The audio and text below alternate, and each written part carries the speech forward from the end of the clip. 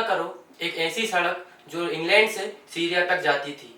जी हाँ, हम बात कर रहे हैं एक विशाल साम्राज्य की जो कि रोमन साम्राज्य हुआ करता था। ये कहानी केवल राजाओं और सेनाओं की नहीं बल्कि एक सिस्टम था, एक व्यवस्था थी, अनुशासन और विस्तार की। So hello everyone, this is Mayank Dubey and you are welcome to फ्यूकी education. So today we are going to talk about class 11th history chapter number 2 an empire, chapter 2 an empire across 3 continent, जिसमें आज हम पढ़ेंगे हमारे early empires के बारे में। तो चलिए शुरू करते हैं एन अर्ली एम्पायर के बारे में। तो जैसा कि हमने हमारे पिछले टॉपिक्स में देखा कि हमने राइटिंग एंड सिटी लाइफ हमारा चैप्टर 1 पढ़ा था, जो हमने हिस्ट्री क्लास 11th का, जिसमें हमने देखा कि कैसे वहां पर मेसोपोटामियन सिविलाइजेशन फ्लोरिश कर रही थी। तो मेसोपोटामियन सिविलाइजेशन में कैसे अलग अलग सेंटर ऑफ पावर्स बनते हैं हमने वहां पर देखा। सबसे पहले सुमेरियंस आते हैं, कुछ फिर अलग से पावर शिफ्ट होती है अकेडियंस के पास, असीरियंस के पास, फिर ऐसे ही कुछ सेंटर ऑफ पावर हमने और भी देखे जो कि हमारे थे। जैसे बेबीलोनिया हमारे लास्ट तक फ्लोरिश करता है हमारा जो शहर। तो उसके बाद क्या आता है, उसी के साइड में हमारा यहाँ पे ईरानियन जो एम्पायर होता है, ये हमारे बेबीलोनिया वाले रीजन को और ये सभी रीजन को क्या करता है, यहाँ पे कैप्चर कर लेता है। तो ये सारे एरियाज फिर हमारे ईरानियन एम्पायर्स के अंदर आने लगते हैं। तो कुछ समय बाद 4th सेंचुरी आते आते फिर हम क्या देखते हैं कि हमारे ये वाले रीजन में, ग्रीस वाले रीजन में एक मैसेडोनियन एम्पायर का यहाँ पे राइज होता है। यहाँ पे मैसेडोनियन एम्पायर का उदय होता है, जिसका एक बहुत ही एम्बिशियस रूलर होता है अलेक्जेंडर द ग्रेट, जिसे हम सिकंदर महान कहते हैं। तो यह इसका सपना यह होता है कि ये पूरी दुनिया को जीतेगा। जहां जहां तक पूरी दुनिया में विश्व में भूमि है, सभी भूमि पर इसी का केवल क्या होना चाहिए, कब्जा होना चाहिए। तो सिकंदर इसी चाह में क्या करता है, आसपास के सभी क्षेत्रों को ऐसे जीतने के लिए निकल जाता है। अपने आसपास जितने भी क्षेत्र होते हैं उनको जीतने के लिए निकल जाता है। और तो और ये भारत में भी आता है। इसका बैटल ऑफ हिडेस्पस जो हमारे सिकंदर का युद्ध हमारे किंग पोरस के साथ हमारे झेलम नदी के पास हमारे इंडिया में यहाँ पे हुआ था। तो इसी चाह में क्या करता है सिकंदर, आसपास के सभी क्षेत्रों को कैप्चर कर लेता है और इनको यूनिफाई कर लेता है अपने एम्पायर के अंदर। कौन सा एम्पायर, मैसेडोनियन एम्पायर के अंदर। और फिर धीरे धीरे क्या होता है, समय के साथ साथ ये ईरानियन एम्पायर को भी यहाँ पे कैप्चर कर लेता है यहाँ पे आके। तो ईरानियन एम्पायर भी किसके अंदर आ जाता है, मैसेडोनियन एम्पायर या अलेक्जेंडर के अंदर। फिर 323 आते आते क्या देखते हैं कि जब अलेक्जेंडर की डेथ हो जाती है, तो अलेक्जेंडर की डेथ के बाद ये सभी एम्पायर फिर से इंडिपेंडेंट हो जाते हैं। सभी एम्पायर जब फिर से इंडिपेंडेंट हो जाते हैं, ईरानियन एम्पायर भी इंडिपेंडेंट हो जाता है और जितने क्षेत्र इसने आसपास के जो कैप्चर किए हैं ये सभी भी क्या होते हैं, इंडिपेंडेंट हो जाते हैं। जब ये सब इंडिपेंडेंट हो जाते हैं तो कहीं ना कहीं ये यूरोप और ये वाले रीजन में जो एम्पायर बनता है, इसी को हम रोमन एम्पायर कहते हैं, जो हमारे ये 3 कॉन्टिनेंट में फैला हुआ है। यूरोप में, एक एशिया में और एक हमारा अफ्रीका में। तो यही पूरे इतने रीजन में हमारा क्या देखने को मिलता है, हमारा जो चैप्टर है हमारा एन एम्पायर अक्रॉस 3 कॉन्टिनेंट। तो यही 3 कॉन्टिनेंट है जहां तक हमारा एम्पायर फैला हुआ है, जहां जिनको क्या किया था हमारे अलेक्जेंडर ने, यूनिफाई किया था। तो ये सभी एम्पायर क्या करते हैं, इंडिपेंडेंट रहते हैं अलेक्जेंडर की डेथ के बाद। तो कहीं ना कहीं यहाँ पर क्या होता है कि हमारा रिपब्लिक फॉर्म ऑफ गवर्नमेंट चलता है। तो रिपब्लिक फॉर्म ऑफ गवर्नमेंट क्या होता है, जिस प्रकार हमारे इंडिया में हम आज भी देखते हैं कि हमारा जो हेड ऑफ द स्टेट, मतलब हमारे इंडिया का जो हेड है, जो कि हमारे प्रेसिडेंट है, वो इलेक्टेड होना चाहिए। तो हेड ऑफ द स्टेट क्या होना चाहिए, इलेक्टेड होना चाहिए। इसी को हम क्या बोलते हैं, रिपब्लिक। तो हमारा इंडिया भी क्या है, रिपब्लिक कंट्री है। तो यहाँ भी कहीं ना कहीं रिपब्लिक फॉर्म ऑफ गवर्नमेंट उस समय चल रहा था। और जिस प्रकार हमारे आज वर्तमान में पार्लियामेंट है, जो हमारी डिसीजन मेकिंग बॉडी है हमारी कंट्री के लिए, तो इसी रोमन एम्पायर के लिए डिसीजन मेकिंग बॉडी क्या हुआ करती थी, उनकी सेनेट हुआ करती थी। क्या हुआ करती थी, सेनेट हुआ करती थी, जो कहाँ पर लाई करती थी, हमारे इटली रोम वाले रीजन में हमारी सेनेट हुआ करती थी। यहीं पर सभी जितने भी एलिट क्लास के लोग हुआ करते थे वो सेनेट हुआ करते थे। जितने भी एलिट क्लास के लोग हुआ करते थे वो सेनेट का हिस्सा हुआ करते थे, सेनेट का मेंबर हुआ करते थे और उनकी मेंबरशिप लाइफ लॉन्ग हुआ करती थी। तो ये सेनेट क्या हुआ करती थी, एलिट क्लास लोगों का ग्रुप हुआ करता था, जो कहाँ पे हमारे इटली रोम वाले रीजन में हुआ करती थी। और यही हमारी क्या होती थी उस समय की डिसीजन मेकिंग बॉडी हुआ करती थी। तब ये सेनेट जो हमारी डिसीजन मेकिंग बॉडी हुआ करती थी। बट क्या होता है समय के साथ साथ फिर समथिंग अराउंड 27 बीसी देखते हैं हम। 27 बीसी आते आते हम देखते हैं हमारे किंग ऑगस्टस जो आते हैं। कौन आते हैं, किंग ऑगस्टस, जो एम्परर होते हैं। ऑगस्टस या उनका पुराना नाम क्या था, ऑक्टेवियन होता है, बाद में अपना नाम चेंज करके ऑगस्टस कर लेते हैं। तो ये जो हमारे एम्परर आते हैं, हमारे इटली रोम के रोमन एम्पायर के जो हमारे एम्परर बनते हैं, ये क्या करते हैं कि जो सेनेट है इसको ओवरथ्रू करके, मतलब कहीं ना कहीं उसकी पावर कम कर देते हैं, उसे कंप्लीटली नहीं हटाते, उसकी पावर कम करके अपने आप को एम्परर घोषित कर देते हैं। क्या बोलते हैं कि ये पूरे रोमन एम्पायर का मैं क्या हूँ, एम्परर हूँ। डायरेक्ट नहीं कहते, वो बोलते हैं कि मैं इसका शासक नहीं हूँ, मैं भी एक सिटीजन हूँ, जो मैं लीडिंग सिटीजन अपने आप को बोलते हैं कि मैं प्रमुख इसका क्या हूँ, मतलब इस चीज का लीडिंग सिटीजन हूँ, नागरिक हूँ मैं। बट वो अपने आप को डायरेक्ट एम्परर नहीं कहते थे, बट अल्टीमेटली देखा जाए तो वो एम्परर ही हुआ करते थे, जो अपने पूरे रोमन साम्राज्य को चला रहे थे, रोमन एम्पायर को चला रहे थे। कौन? Emperor king Augustus.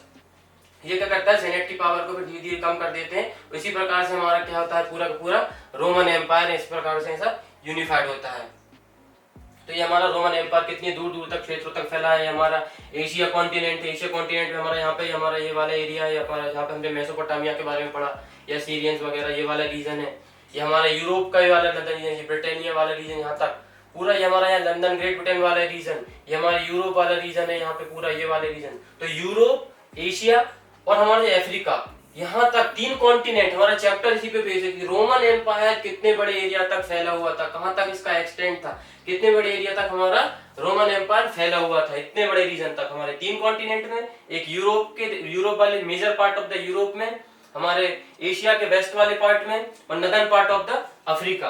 और बीच में इसके क्या पड़ता था, हमारा मेडिटेरेनियन सी पड़ता था। कौन सा सी? मेडिटेरेनियन सी हमारा इसके बीच में लाया करता था। तो इतने बड़े एरिया में हमारा रोमन एम्पायर फैला हुआ करता था। यहाँ सारे इंपोर्टेंट। और यहाँ पे हमारा इटली रोम में, यहाँ पे क्या होता था, यहाँ पे उसकी सेनेट हुआ करती थी, ये मेन सेंटर इसका यही हुआ करता था रोमन एम्पायर का।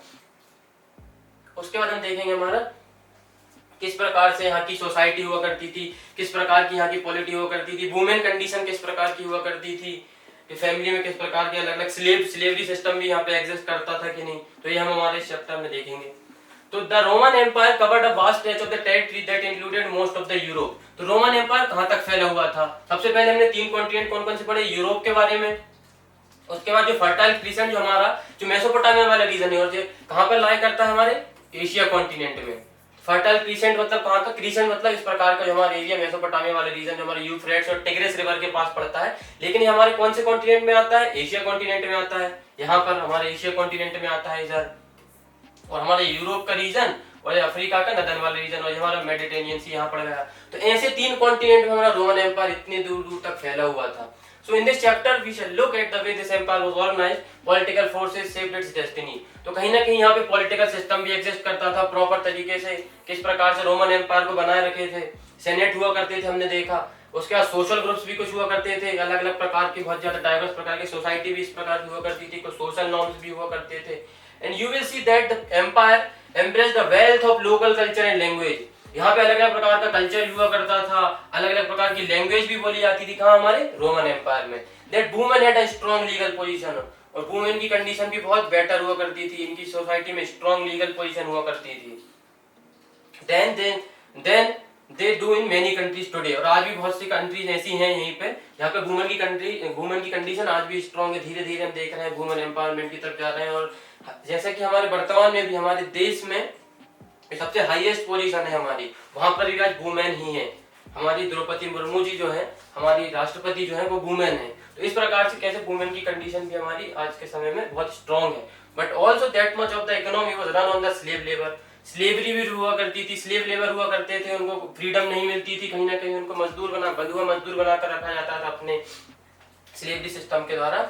उसके बाद हम देखेंगे from the 5th century on the empire fell apart in the west but remained intact and exceptionally prosperous in the eastern region। धीरे धीरे वेस्टर्न रीजन अपना क्षेत्र धीरे धीरे वेनिश होते गया, फिर ईस्टर्न रीजन धीरे धीरे फ्लोरिश करते गए, यहाँ पर ज्यादा प्रॉस्पेरस बनते गए हमारे रोमन एम्पायर में। द कैलिफेट के बारे में हम जो अगले चैप्टर में पढ़ेंगे, वहां पे धीरे धीरे इसका राइज होता है। धीरे धीरे फिर मुस्लिम डायनेस्टीज या मुस्लिम आक्रमण होने लगते हैं उस क्षेत्र में, या मुस्लिम रिलीजन यहाँ पे फ्लोरिश करने लगता है हमारे वो वाले रीजन में। और ऐसे कर करके धीरे धीरे हमारा रोमन एम्पायर का विस्तार होता है। तो कैसे हमने क्या क्या देखा कि कहाँ कहाँ हमारा रोमन एम्पायर का स्ट्रेच हुआ करता था, कितने रीजन तक वो फैला हुआ था, यूरोप में, नदर्न अफ्रीका में, वेस्टर्न एशिया में, किस प्रकार की वहाँ की सोसाइटी हुआ करती थी, पॉलिटिकल ऑर्गेनाइज हुआ करते थे, सेनेट हुआ करती थी, मिलिट्री इंस्टीट्यूशन भी हुआ करते थे, सोशल ग्रुप्स भी हुआ करते थे, अलग अलग प्रकार के सोशल कल्चर, लोकल कल्चर हुआ करते थे, अलग अलग प्रकार की भाषाएं वहाँ पे बोली जा रही है, ग्रीक, लैटिन। उसके बाद आज भी हमारे जैसे कि इंडिया में देखा जाता है या विश्व में देखा जाता है वुमेन की कंडीशन कितनी स्ट्रांग है, तो उस समय की वुमेन की कंडीशन भी बहुत स्ट्रांग हुआ करती थी। उनके पास अपने अपने राइट्स हुआ करते थे, हेरिडिटिकल राइट्स हुआ करते थे, स्लेव लेबर्स हुआ करते थे, बहुत सारे स्लेव्स को बंधुआ मजदूर बनाकर रखा जाता था। इस प्रकार से क्या हुआ करता था, हमारा रोमन एम्पायर हुआ करता था, ऐसी पॉलिटिकल सिस्टम हुआ करता था, सोसाइटी इस प्रकार हुआ करती थी, कितने डाइवर्स उनका कल्चर हुआ करता था, डाइवर्स उनकी लैंग्वेज हुआ करती थी, स्लेवरी सिस्टम उस समय भी एग्जिस्ट कर रहा था। तो धीरे धीरे क्या होता है, फिर धीरे धीरे क्षेत्रों का धीरे धीरे क्या हो जाता है, डिक्लाइन होने लगता है हमारे रोमन एम्पायर का समथिंग अराउंड 7th सेंचुरी आते आते, 7th सेंचुरी सी आते आते। उसके बाद हम देखते हैं कि हमको ये रोमन एम्पायर के बारे में जानकारी कहाँ से प्राप्त मिलती है, क्या क्या सोर्सेस हमें मिले हैं जिससे हम पढ़ते हैं रोमन एम्पायर के बारे में। So Roman historians have rich collection of sources to go which broadly divided into 3 categories. कौन कौन से सोर्सेस है, टेक्स्ट हो गए उनके, क्या क्या बुक्स ग्रंथ वगैरह ऐसे मिले होंगे हमको, कुछ डॉक्यूमेंट्स दस्तावेज वगैरह मिले होंगे, और कुछ मटेरियल रिमेन्स। कौन कौन से, text, documents and then material remains. उसके बाद सबसे पहले देखेंगे टेक्स्ट के बारे में, टेक्स्ट क्या होते थे। So textual resources included histories of the period written by contemporaries, जिन्हें हम क्या बोलते हैं, एनाल्स बोलते हैं।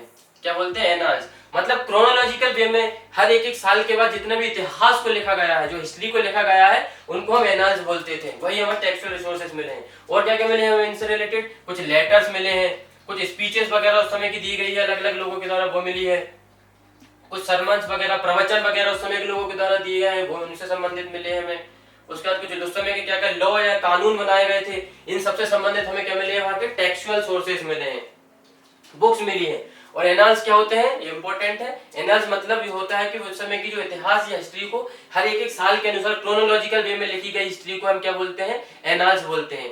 The book which have the chronological history by year by year के बेसिस पर जो हिस्ट्री लिखी गई है उस समय की रोमन एम्पायर की, उसको हम क्या बोलते हैं, एनाल्स बोलते हैं। और क्या क्या टेक्सुअल सोर्सेज मिलते हैं हमें, लेटर्स, स्पीचेस, सरमन्स मिलते हैं, लॉ बुक्स मिलती है उस समय की जो रोमन एम्पायर में चलता था। अब हमने टेक्सुअल सोर्सेज के बारे में देखा। अब टेक्सुअल सोर्सेज के बाद हम क्या देखेंगे, डॉक्यूमेंट्री सोर्सेज। डॉक्यूमेंट्री सोर्सेज में क्या क्या हुआ करते थे, it include mainly inscription and papyri. Inscription और पेपायरी, पेपायरी हमें इसे पेपायरस बोलते हैं। पेपायरस मतलब ऐसे बांस के समान पतली पतली इस प्रकार की ऐसे होती थी, ऐसे लकड़ियां या पेड़ हुआ करते थे पेपायरस के, उनसे उनकी लकड़ियां निकालकर उनको बीच से काट कर इस प्रकार से उनको जोड़ जोड़ कर समथिंग कुछ ग्लू वगैरह यूज करके उनको ऐसा करके उनसे धीरे धीरे ऐसे करके ऐसे पेजेस टाइप के बना लिया करते थे, और उन्हीं को लिखने के लिए यूज किया करते थे, उनको बोलते थे पेपायरी, इसका पेड़ हुआ करता था। और क्या होते थे, इंस्क्रिप्शन। तो ये डॉक्यूमेंट्री सोर्सेज कौन कौन से हुआ करते थे, इंस्क्रिप्शन और papyri. Inscriptions were usually cut on stone, और जितने भी इंस्क्रिप्शन मैक्सिमम इंस्क्रिप्शन हमें देखते हैं कि हमको जो प्राप्त हुए हैं वो स्टोन पर लिखे जाते थे inscription. So a large number of survivor, बहुत सारे हमें स्टोन के इंस्क्रिप्शन मिले हैं, क्योंकि अगर स्टोन पर नहीं होते और मैक्सिमम अगर पेपायरस पे ही होते या कुछ और भी ऑब्जेक्ट पे होते तो शायद वैनिश कर जाते, लेकिन पत्थर जो बहुत स्ट्रांग होता है इसलिए हमें इसके इंस्क्रिप्शन बहुत समय तक सर्वाइव करते रहे और हमें वो प्राप्त हुए हैं। Inscription in both Greek and Latin, दोनों भाषा में हमें मिलते हैं। क्या मिलते हैं इसके इंस्क्रिप्शन, ग्रीक भाषा में भी मिलते हैं, लैटिन भाषा में मिलते हैं। तो कौन कौन से हमें डॉक्यूमेंट्री रिसोर्स देखे, इंस्क्रिप्शन और पेपायरी। पेपायरी क्या होते हैं, ऐसे पतली पतली लकड़ियों को काट कर ऐसे जोड़ लिया जाता है इस प्रकार से, उसके बीच में ग्लू वगैरह यूज करके इन सबको ऐसे जोड़ दिया जाता है एक सांचे में, और फिर इसको ऐसा पूरा जब पूरा ऐसा हो जाता है तो इसको लिखने के लिए लिखने के लिए इसको यूज किया करते थे, ऐसा पेज के फॉर्म में ले लेता था ये, तो इसको बोलते हैं पेपायरी। और ये होते हैं हमारे स्टोन के, ऐसे स्टोन के इंस्क्रिप्शन हुआ करते थे जिसपे उस समय के अलग अलग चीजों को लिखा जाता था। तो इस प्रकार से हमें टेक्सुअल सोर्सेज मिलते हैं, डॉक्यूमेंट्री सोर्सेज इस प्रकार के मिलते हैं। और the papyrus was the read like plant, ये देखिए हमने क्या देखा, ऐसे रीड लाइक ऐसे प्लांट हुआ करते थे, ऐसे रीड लाइक प्लांट हुआ करते थे इस प्रकार से, पेपायरी जिन्हें हम बोलते हैं, ऐसे रीड लाइक प्लांट हुआ करते थे, और इनको काट के फिर इनको जोड़ जोड़ के ऐसे पेजेस वगैरह बना सकते थे। और ये उस समय कहाँ पे हमारे नाइल रिवर जो है इजिप्ट में हमारे जो है नाइल रिवर, उसके तट पर ऐसे बहुत सारे पेड़ ऐसे पाए जाते थे। And was processed to produce a writing material pages वगैरह बनाने के लिए उस समय के यूज किए जाते थे, what widely used in everyday life. और उस समय के लोग एवरीडे लाइफ में इसी प्रकार के पेड़ से अपने पेजेस बनाते थे और उनको लिखने के लिए यूज किया करते थे। तो इस प्रकार के हमने कितने रिसोर्सेज के बारे में देखा, 3, टेक्सुअल सोर्सेज के बारे में, डॉक्यूमेंट्री सोर्स के बारे में। अब हम आगे देखेंगे किस प्रकार के मटेरियल सोर्सेज है, मटेरियल रिमेन्स भी उस समय के इस उपयोग में आते थे इसके सोर्सेज के बारे में, जिससे हमें रोमन हिस्ट्रीज के बारे में जानकारी प्राप्त थी। तो टेक्सचुअल सोर्सेज, डॉक्यूमेंट्री सोर्सेज में हमने देखा एनाल्स क्या होते हैं। एनाल्स जो ईयर बाय ईयर उनकी हिस्ट्री लिखी जाती थी रोमन एम्पायर की, उसको एनाल्स बोलते हैं। किस प्रकार से इंस्क्रिप्शन क्या होता है, पेपायरी क्या होते हैं, डॉक्यूमेंट्री सोर्सेज होते हैं। पेपायरस कैसे बनता था, इस प्रकार से बनता था नाइल के, यहाँ पे नाइल रिवर जो है हमारे इजिप्ट में, जो हमारे अफ्रीका के पास, अफ्रीका कॉन्टिनेंट में हमारा इजिप्ट पड़ती है, वो वाले रीजन में हमको क्या प्राप्त होते हैं, ये पेपायरस के पेड़, और उन्हीं से क्या बनाते हैं हम, पेपायरस के पेजेस वगैरह बनाते हैं। ये हमारे पेपायरस से बना हुआ, ये देखिए ये पेपायरस का बना हुआ क्या हमारा पेज है, इस पर अलग अलग प्रकार की इंफॉर्मेशन मिलती है। और ये हमारे मटेरियल रिमेन्स, जैसे हम बोलते हैं मटेरियल रिमेन्स की तरह से बहुत बड़ा कोलोजियम हमें प्राप्त हुआ इटली के क्षेत्र से, रोमन एम्पायर में, जहाँ पे बहुत बड़े बड़े योद्धा आते थे। जिस प्रकार हमारा स्टेडियम होता है उसी प्रकार से ऐसे बहुत बड़ा हमें मॉन्यूमेंटल स्ट्रक्चर प्राप्त होता है, यहाँ पे बहुत सारे योद्धा आते थे और युद्ध किया करते थे लोगों के एंटरटेनमेंट के लिए। तो ये हमारा कोलोजियम है। उसके बाद हम देखेंगे thousands of contracts, accounts, letters and official documents survive on papyrus। और इसी papyrus पे हमें बहुत सारे कॉन्ट्रैक्ट्स मिलते हैं, अकाउंट संबंधित हिसाब किताब के लिए डॉक्यूमेंट बनाए जाते थे, लेटर्स वगैरह, ऑफिशियल डॉक्यूमेंट्स वगैरह survive, जो आज भी हमें papyrus के, जो हमने देखे ना papyrus के जो पेजेस वगैरह बनाए जाते थे, उन पर हमें इन सब की जानकारी प्राप्त होती है, लगभग हजारों की तादाद में। And have been published by scholars called papyrologists। और जिन्हें जो पब्लिश करते थे, जो papyrus पे पेजेस पर इस प्रकार की जानकारी लिखा करते थे, पेपायरस के पेजेस वगैरह बनाए जाते थे, उनको बोलते थे पेपायरोलॉजिस्ट बोला जाता था। ठीक है। उसके बाद हम देखते हैं हमारा थर्ड क्या आता है, material remains. Material remains include a very wide assortment of the item that many archaeologist discover, for example through excavation and field survey. तो बहुत सारे मटेरियल रिमेन्स में एक्सकेवेशन और फील्ड सर्वे से प्राप्त हुए, जैसे कि हम देखते हैं कुछ बिल्डिंग्स प्राप्त हुई हैं हमको, कुछ मॉन्यूमेंट्स प्राप्त हुए हैं, and other kind of structures प्राप्त हुए हैं, कुछ पॉटरी बर्तन मटके जैसे प्राप्त होते हैं, कॉइन सिक्के प्राप्त हुए हैं, कुछ मोसाइक्स पेंटिंग्स प्राप्त होती हैं, and even entire landscape, for example through the use of aerial photography. और बहुत बड़ा जमीन का ऐसा हिस्सा है, बहुत बड़ा क्षेत्र जहाँ से बहुत सारे सोर्सेज ज्यादा से ज्यादा मात्रा में प्राप्त हुए हैं। इस प्रकार के हमें मटेरियल रिमेन्स कहाँ से प्राप्त होते हैं, हमारे रोमन एम्पायर से प्राप्त होते हैं। तो हमने तीन कौन कौन से देखे, टेक्सचुअल सोर्सेज के बारे में, डॉक्यूमेंट्री सोर्स के बारे में और मटेरियल सोर्स के बारे में हम देखा। टेक्सचुअल सोर्स के बारे में हमने क्या देखा, सबसे पहले हमको ऐसे एनाल्स वगैरह मिलते हैं, वहाँ पे सरमन मिलते हैं, लॉ बुक्स मिलती हैं। उसके बाद डॉक्यूमेंट्री सोर्स में हमने देखा, इंस्क्रिप्शन के बारे में देखा, पेपायरी के बारे में देखा। फिर मटेरियल थर्ड आते हैं, मटेरियल सोर्स के बारे में, उसमें हम क्या क्या प्राप्त होते हैं, बिल्डिंग्स, मॉन्यूमेंट्स, अलग अलग स्ट्रक्चर, बर्तन मिलते हैं, सिक्के मिलते हैं, पेंटिंग्स प्राप्त होती हैं, पूरा का पूरा लैंडस्केप हमें यहाँ से प्राप्त होता है बहुत बड़ा। इस प्रकार से हमारे सोर्सेस है जिनके आधार पर हमने रोमन हिस्ट्री को पढ़ा है। So each of these sources can only tell just so much about the past and combining. तो कहीं ना कहीं हमें पूरी तरह इतिहास नहीं बताते, पर जितने भी इतिहास को हमने रोमन एम्पायर को जाना है, इन सभी के आधार पर जाना है हमारे इतिहासकारों ने, और इतिहासकारों ने इसे बड़ी मुश्किल से ही कर, मतलब इनको करना भी बहुत एक जटिल काम है कि इनके आधार पर कैसे अलग अलग सोर्सेज को रखना, उन सोर्सेज से किस प्रकार से अपने इन्फेरेंस निकालना, ये बहुत जटिल काम है। और इसके लिए इतिहासकार, जो बड़े बड़े इतिहासकार होते हैं, अपने कौशल को यूज करके, अपनी स्किल को यूज करके उस समय के इतिहास को देखा करते थे। उसके बाद हम देखते हैं क्या, टू पावरफुल एम्पायर। अब कौन कौन से उस समय दो पावरफुल एम्पायर एग्जिस्ट करते थे। So two powerful empire ruled over most of the Europe, North Africa and Middle East. कौन कौन से दो एम्पायर थे जो पावरफुल उस समय के थे, जो हमारे कौन कौन से तीनों कॉन्टिनेंट वाले रीजन पे रूल कर रहे थे in the period between birth of Christ. मतलब कब, कहीं ना कहीं ये बात कर रहे हैं, हमारी टाइमलाइन देखें तो हमारे जीरो से, बर्थ ऑफ क्राइस्ट का हम जीरो को ही मानते हैं, and early part of the 7th century, लगभग 7th सेंचुरी के स्टार्टिंग तक देखते हैं। यहाँ 7th सेंचुरी, मतलब 7th सेंचुरी हम सी की बात कर रहे हैं। तो ये वाले पूरे समय पर, ये वाले टाइम पीरियड की हम बात कर रहे हैं, ये वाले रीजन से यहाँ से लेके यहाँ तक 7th सेंचुरी से डाउन टू 630 समथिंग तक दो पावरफुल ऐसे एम्पायर हमको देखने को मिलते हैं। कौन कौन से, the two empires were those of Rome and Iran. तो रोमन एम्पायर और ईरानियन एम्पायर, कौन कौन से, रोमन एम्पायर और ईरानियन एम्पायर। ये दो एम्पायर पूरे हमारे अफ्रीका में, ये हमारे मिडिल ईस्ट वाले में और यूरोप वाले, तीनों के तीनों कॉन्टिनेंट पर इनका रूल चल रहा था। दोनों पावरफुल एम्पायर उस समय हुआ करते थे। The Roman and the Iranian were the rivals, fought against each other for much of the history. बहुत लंबे समय तक इन दोनों में युद्ध चलते रहे, लड़ाई होती थी, एक दूसरे के दुश्मन हुआ करते थे। कौन कौन, रोमन्स और ईरानियंस, दोनों एम्पायर एक दूसरे के प्रति लड़ाई किया करते थे या युद्ध चलता था दोनों में। Their empires lay next to each other, separated only by a narrow strip of the land that ran along the river Euphrates। तो हमने देखा हमारा कैसे वो हमारी यूफ्रेट्स रिवर जो जाती है, तो यूफ्रेट्स रिवर के इस तरफ वाला रीजन हमारा ईरानियन एम्पायर हुआ करता था। तो इसी से हमारा क्या एम्पायर में डिवीजन हुआ करता था, और इस तरफ हमारा क्या होता था, रोमन एम्पायर। इस तरफ हमारा रोमन एम्पायर, इस तरफ हमारा ईरानियन एम्पायर। ये कौन सी रिवर है, ये हमारी यूफ्रेट्स रिवर है। तो यूफ्रेट्स रिवर इन दोनों को एम्पायर्स को क्या करती थी, आपस में डिवाइड करती थी। इसके इस तरफ वाला रीजन रोमन एम्पायर और इस तरफ वाला रीजन ईरानियन एम्पायर। तो यूफ्रेट्स रिवर इन दोनों को क्या करती थी, डिवाइड करती थी एम्पायर्स को। In this chapter we shall be looking at the Roman Empire but we shall also refer in the passing to the Romans rival. तो हम इसमें रोमन एम्पायर के बारे में पढ़ेंगे चैप्टर में, और उसके साथ साथ थोड़ा बहुत कुछ ईरानियन एम्पायर के बारे में भी इसमें पढ़ेंगे। तो इस प्रकार से हमारी ये सब इंफॉर्मेशन है।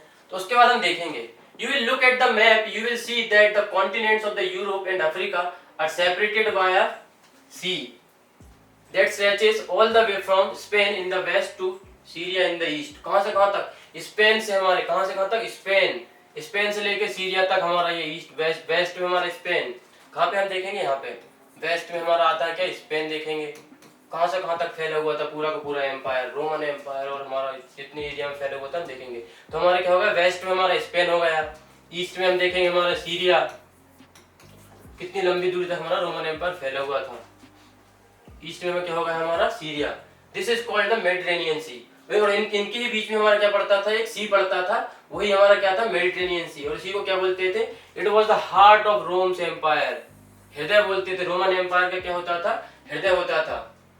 Rome dominated the Mediterranean Sea and all the region around that sea in both the direction, north as well as the south। तो रोमन एम्पायर नॉर्थ साउथ मतलब मेडिटेरेनियन के नॉर्दर्न वाले रीजन में, मेडिटेरेनियन के southern वाले reason में जितना भी एरिया हुआ करता था, यहाँ पे रोमन एम्पायर का डोमिनेंस था, रोमन एम्पायर का प्रभुत्व था। रोमन एम्पायर इतने पूरे एरिया पे क्या कर रहा था, डोमिनेशन कर रहा था, अपना राज चला रहा था रोमन एम्पायर। तो इसके क्या कहां से कहां तक फैल हुआ था, इसके वेस्ट में स्पेन, इसके ईस्ट में सीरिया तक फैला हुआ था, हमारे एशिया कॉन्टिनेंट तक। उसके बाद नॉर्थ में क्या, boundaries of the empire were formed by two great rivers. कौन कौन सी, और नॉर्थ में कौन कौन सी दो रिवर हुआ करती थी, important, Rhine and Danube river. हमारे यहाँ पे नॉर्थ में कौन कौन सी रिवर, राइन रिवर हुआ करती थी एक, और एक और कौन सी हुआ करती थी, डेन्यूब रिवर। ये इसकी नदन बाउंड्री बनाती थी। नॉर्थ हमारे राइन रिवर और डेन्यूब रिवर। कौन कौन सी रिवर, राइन और डेन्यूब रिवर, जो दो नदी थी इसके नदन रीजन में हुआ करती थी। और साउथ में क्या हुआ करता, to the south by the huge expanse of the desert called Sahara. और हमारे सहारा डेजर्ट हुआ करता था कहाँ पे, साउथ में। साउथ में कौन सा डेजर्ट हुआ करता था, सहारा डेजर्ट, जो हमारे अफ्रीका में हुआ करता था। इस प्रकार से देखो इतने बड़े एरिया तक हमारा फैला हुआ था रोमन एम्पायर। नॉर्थ में हमारे यूरोप में देखेंगे राइन रिवर, डेन्यूब रिवर, इधर देखेंगे वेस्ट में स्पेन, ईस्ट में हमारे एशिया कॉन्टिनेंट के सीरिया तक, और साउथ में सहारा डेजर्ट तक। कितने बड़े एरिया तक हमारा रोमन एम्पायर फैला हुआ था इस प्रकार से। और इसी एम्पायर के बीच में क्या हुआ करता था, जैसे हम heart of the Roman Empire बोलते थे, वो क्या था हमारा, मेडिटेरेनियन सी, भूमध्य सागर जैसे हम बोलते हैं, मेडिटेरेनियन सी इसके सेंटर में लाई करता था। This vast stretch of the territory was the Roman Empire, और इसी को हम क्या बोलते हैं, Roman Empire. Iran controlled the whole area of the south of the Caspian sea down to eastern Arabia. और जो ईरानियन एम्पायर हुआ करता था वो हमारे ही इसी सीरिया के पास यहाँ पे हमारा कैस्पियन सी हुआ करता था। कौन सा सी हुआ करता है, कैस्पियन सी। कैस्पियन सी के आसपास के उसके साउथ वाले रीजन में किसका यहाँ पे डोमिनेंस था, यहाँ पे हमारे ईरान का डोमिनेंस था, यहाँ पे हमारे ईरानियन एम्पायर का डोमिनेंस था। बट मेडिटेरेनियन सी पे किसका डोमिनेंस था, यहाँ हमारे मेडिटेरेनियन सी जो है, हमारा मेडिटेरेनियन सी और उसके आसपास के क्षेत्र में नदर्न रीजन, इधर देखें हम ईस्ट में, वेस्ट में, नॉर्थ में, साउथ में, यहाँ पे हमारा कौन सा चल रहा था, रोमन एम्पायर। यहाँ पे हमारा चल रहा था, यहाँ पे हमारा रोमन एम्पायर का रूल चल रहा था। और कैस्पियन, उसको हम देखते हैं हमारे उत्तर वाले रीजन में कैस्पियन सी के पास, कैस्पियन के साउथ वाले रीजन में अफगानिस्तान तक देखते हैं। कहाँ तक हमारे, यहाँ पे अफगानिस्तान वाले रीजन तक, इस तरफ देखते हैं हमारे ईस्ट में, फार ईस्ट में, यहाँ तक उसका किसका रूल चल रहा था, ईरान का रूल चल रहा था। और ये दोनों के दोनों एम्पायर के मिला के जो चाइनीज लोग हुआ करते थे, चाइना के हम वेस्ट में चाइना हमारा इस तरफ है, चाइना के वेस्ट में दोनों एम्पायर थे, तो दोनों एम्पायर को मिला के क्या बोलते थे, चाइनीज क्या बोलते थे, इस एरिया को बोलते थे ताचिन। क्या बोलते थे, ताचिन। चाइनीज लोग क्या बोलते थे, ताचिन मतलब वेस्ट ऑफ द चाइना के रीजन को क्या बोलते थे, ताचिन। इन दोनों एम्पायर को, रोमन एम्पायर को और ईरानियन एम्पायर को मिला के बोलते थे ताचिन। किस प्रकार से देखो, हमने देखा कि किस प्रकार से हमारा रोमन एम्पायर कितने बड़े एरिया तक फैला हुआ था। नॉर्थ में देखें तो राइन रिवर, डेन्यूब रिवर उसकी बाउंड्री बना रही है। इधर स्पेन देखते हैं हमारे वेस्ट में, ईस्ट में हमारे सीरिया, हमारे एशिया कॉन्टिनेंट में पड़ता है ये सीरिया, वहां तक। और फिर नॉर्थ में हम देखें अफ्रीका में, नॉर्थ अफ्रीका वाले रीजन में सहारा डेजर्ट पड़ता है। इतने बड़े एरिया तक हमारा फैला हुआ था। और कुछ छोटे से एरिया में कैस्पियन वाले रीजन में, अफगानिस्तान वाले रीजन में, हमारे ईस्ट में, फार ईस्ट में आए हमारे यूफ्रेट्स रिवर के उस तरफ, तो वहाँ पे ईरानियन एम्पायर का रूल चल रहा था। ये बड़े बड़े दो एम्पायर होते थे उस समय, जो क्या कर रहे थे उस क्षेत्र में रूल कर रहे थे, और दोनों एक दूसरे के क्या हुआ करते थे, राइवल्स हुआ करते थे, दोनों एक दूसरे के दुश्मन हुआ करते थे, दोनों बीच में युद्ध चला करते थे उस समय। और इन दोनों को मिलाकर क्या बोलते थे चाइनीज लोग, ताचेन बोला करते थे। क्या बोलते थे इनको, ताचेन। ये देखिए हम इसी प्रकार देखते हैं हमारे ये हमारे ये अफ्रीका में यहाँ पे सहारा डेजर्ट हमारा हुआ करता है, ये हमारा रोमन एम्पायर का हिस्सा है। ये डेन्यूब रिवर हो गई हमारी यहाँ पे, ये हमारी राइन रिवर हुआ करती थी हमारे नॉर्थ में। उसके बाद हम देखते हैं हमारे ये मेडिटेरेनियन सी इन दोनों के सेंटर हुआ करता था। ये हमारा यहाँ पे स्पेन, ये हमारा स्पेन है, यहाँ से लेकर यहाँ पे हमारे यहाँ कहीं देखेंगे आगे जाके हम सीरिया मिलेगा हमको। तो इतने बड़े एरिया में, ये पूरे के पूरे एरिया में कहा क्या था, हमारा रोमन एम्पायर फैला हुआ था। कौन सा एम्पायर, रोमन एम्पायर फैला हुआ था। यहाँ से यहाँ तक पूरा ये रोमन एम्पायर फैला हुआ था। इसने तीनों कॉन्टिनेंट को कैप्चर कर रखा था। कौन कौन से, तीनों कॉन्टिनेंट्स को कैप्चर करके रखा था। और इनके बीच में क्या पड़ता था, heart of the Roman Empire किसे बोलते हैं, मेडिटेरेनियन सी को।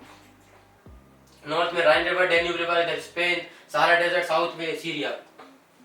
तो इसके बाद हम इधर देखते हैं हमारे धीरे धीरे यहाँ पे अफगानिस्तान वाले रीजन में और यहाँ पे फार ईस्ट वाले रीजन में जाएंगे मैप में। तो यहाँ पे क्या, ईरान एम्पायर, यहाँ पे ईरानियन एम्पायर का रूल चल रहा था कैस्पियन सी के पास। यहाँ ब्लैक सी है, ब्लैक सी और इस तरफ जाएंगे कैस्पियन सी पड़ता है, उसमें आप मैप देखेंगे और वहाँ पे हमें ईरानियन एम्पायर देखने को मिलता है।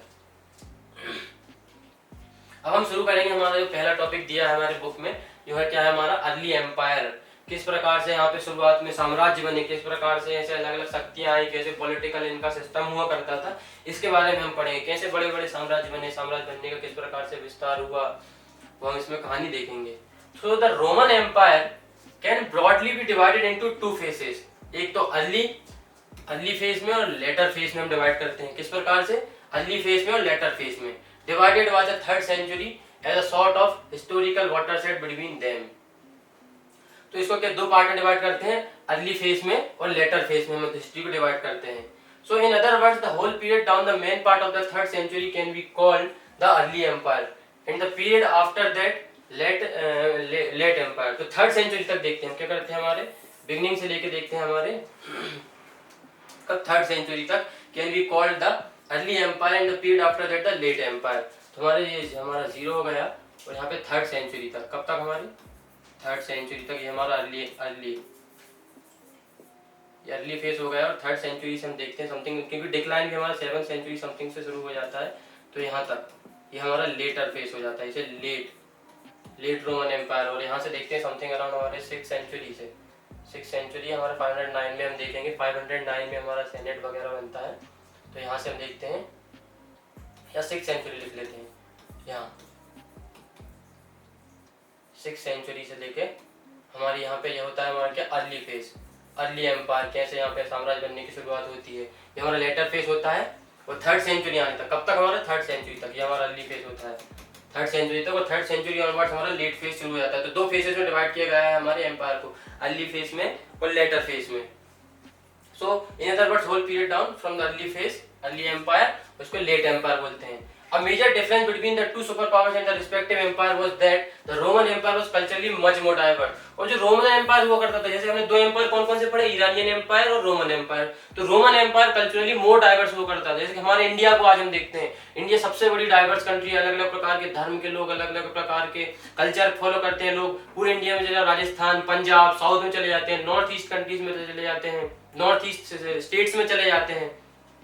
तो हर जगह अलग अलग प्रकार का कल्चर चल रहा है, लोगों का खाने पीने का सिस्टम अलग है, लोगों की वेशभूषा अलग है।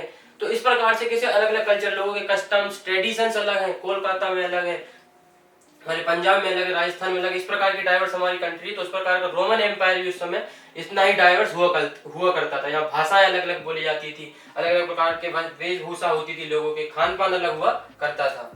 उसके बाद हम देखते हैं कि हमारा इस प्रकार से हमारा कैसे हमारा मोर डाइवर्स हुआ करता था रोमन एम्पायर। लेकिन हमारा ईरानियन एम्पायर हुआ करता था वो कम डाइवर्स हुआ करता था, वहाँ इतनी सारी विविधताएं नहीं थी, इतना सारा परिवर्तन नहीं हुआ करता था। उसके बाद हम देखते हैं हमारे ईरानियन एम्पायर में क्या देखेंगे, the Parthians and the later Sassanians, the dynasty that ruled Iran. अब ईरान में कौन कौन सी डायनेस्टी उस समय रूल कर रही थी हम देखेंगे। सबसे पहले हमारी कौन सी डायनेस्टी आती है ईरान एम्पायर में, पार्थियन डायनेस्टी सबसे पहले आती है। सबसे पहले कौन सी आती है, पार्थियन डायनेस्टी। अब पार्थियन डायनेस्टी के बाद फिर कौन वहां पे दूसरी डायनेस्टी रूल करने लगती है, सेकंड हमारी दूसरी डायनेस्टी आती है Sasanian dynasty. in this period ruled over the population that was largely Iranian। और मैक्सिमम पॉपुलेशन वहाँ की क्या हुआ करती थी, ईरानियन पॉपुलेशन हुआ करती थी। उसी पर ये दो अलग अलग एम्पायर क्या कर रहे थे, अपनी अलग अलग दो डायनेस्टीज जो है वो रूल कर रही थी। कहाँ पर, हमारे ईरानियन एम्पायर पे। सबसे पहले कौन आते हैं, पार्थियंस, फिर ससानियंस आते हैं। तो इस प्रकार से हमारे अर्ली फेज में और लेटर फेज में दो प्रकार से डिवाइड किया गया हमारे रोमन एम्पायर को। किस प्रकार से इसमें डाइवर्सिटी हुआ करती थी अलग अलग प्रकार से हमारे रोमन एम्पायर में, लेकिन ईरानियन एम्पायर में इतनी ज्यादा डाइवर्सिटी नहीं हुआ करती थी। यहाँ पे कौन कौन से दो एम्पायर रूल कर रहे थे, पार्थियंस और ससानियंस। कहाँ पे, हमारे ईरानियन एम्पायर पे दो अलग अलग डायनेस्टी आके रूल करती हैं। उसके बाद हम देखेंगे the Roman empire by contrast was a mosaic of the territory and culture that were chiefly bound together by a common system of government. तो यहाँ पे क्या हुआ करता था, रोमन एम्पायर में कॉमन सिस्टम ऑफ गवर्नमेंट हुआ करता था। देखो इतनी सारी डाइवर्सिटी है, अलग अलग कल्चर है, अलग अलग प्रकार के ट्रेडिशन है, अलग अलग प्रकार के लोग रह रहे हैं, अलग अलग भाषाएं बोल रहे हैं, लेकिन इन सबको फिर भी यूनाइट क्या करके रखा था, कॉमन सिस्टम ऑफ गवर्नमेंट। किस चीज ने इनको यूनाइट करके रखा था, रोमन एम्पायर को, कॉमन सिस्टम ऑफ गवर्नमेंट। इनका पॉलिटिकल सिस्टम जो हुआ करता था वो सब यूनाइट हो, इसने इनको क्या करके रखा था, यूनाइट करके रखा था। क्योंकि कहीं कॉमन सिस्टम ऑफ गवर्नमेंट चल रहा है पूरे रोमन एम्पायर में, कॉमन गवर्नमेंट है, हम देखेंगे आगे भी सेनेट है, एम्परर आते हैं, तो इन सबको यूनिफाई करके रखता है क्या, हमारा पॉलिटिकल सिस्टम। भले ही वो कितने भी ज्यादा डाइवर्स हो, अलग अलग भाषाएं बोले, लेकिन पॉलिटिकल सिस्टम, हमारे इंडिया को भी आज कितनी डाइवर्स कंट्री है, लेकिन पॉलिटिकल सिस्टम ने हमारे उनको यूनाइट करके रखा है। उस प्रकार से हमारा रोमन एम्पायर भी हुआ करता था। Many languages were spoken in the empire, अलग अलग प्रकार की भाषाएं बोली जा रही पूरे साम्राज्य में, रोमन एम्पायर में। But for the purpose of the administration, लेकिन एडमिनिस्ट्रेशन पर्पस के लिए केवल दो इंपॉर्टेंट भाषा हुआ करती थी, Latin and Greek were the most widely used, Indeed the only language. तो आज भी हमारे यहाँ पे अलग अलग प्रकार से शायद देखें तो हमारी ऑफिशियल लैंग्वेज कौन सी है, इंग्लिश और हिंदी ऑफिशियल लैंग्वेज है, लेकिन हमारी नेशनल लैंग्वेज कोई भी नहीं है, हमारी नेशनल लैंग्वेज कोई भी नहीं है। बट हमारी ऑफिशियल लैंग्वेज हम कह सकते हैं इंग्लिश और हिंदी है। उस प्रकार से उनकी भी क्या हुआ करती थी, ऐसे एडमिनिस्ट्रेशन पर्पस के लिए जो मेजर लैंग्वेज यूज होती थी वो कौन कौन सी थी, लैटिन एंड ग्रीक। कौन कौन सी, Latin and Greek, LG, Latin and Greek, ये दो इंपॉर्टेंट लैंग्वेज समय क्या यूज होती थी एडमिनिस्ट्रेशन पर्पस के लिए। लेकिन उसके अलावा भी और भी बहुत सारी अदर लोकल लैंग्वेजेस उस समय यूज करते थे वहां के लोग, क्योंकि बहुत अलग अलग प्रकार की लैंग्वेज बोली जाती थी। उसके बाद हम आगे देखते हैं the upper class of the east spoke and right in Greek. तो ईस्टर्न वाले रीजन में, कहां पे, हमारे इस तरफ वाले रीजन में, तो इसको दो पार्ट में डिवाइड करते हैं। ईस्टर्न रीजन में, तो ईस्टर्न रीजन में कौन सी भाषा बोली जाती थी, ग्रीक बोली जाती थी। ईस्टर्न रीजन में अपर क्लास के लोग वो करते थे, वो क्या करते थे, ग्रीक भाषा बोलते थे। कौन सी, ईस्टर्न अपर क्लास जो करती थी, कहाँ पे, ईस्ट वाले रीजन में। ईस्ट वाले रीजन में कौन सी भाषा बोली जाती थी, ग्रीक भाषा बोली जाती थी। ईस्ट वाले रीजन में ग्रीक भाषा बोली जाती है। और those of the west and Latin, west के लोग क्या करते थे, कौन सी भाषा बोलते थे, वेस्ट के लोग लैटिन बोला करते थे।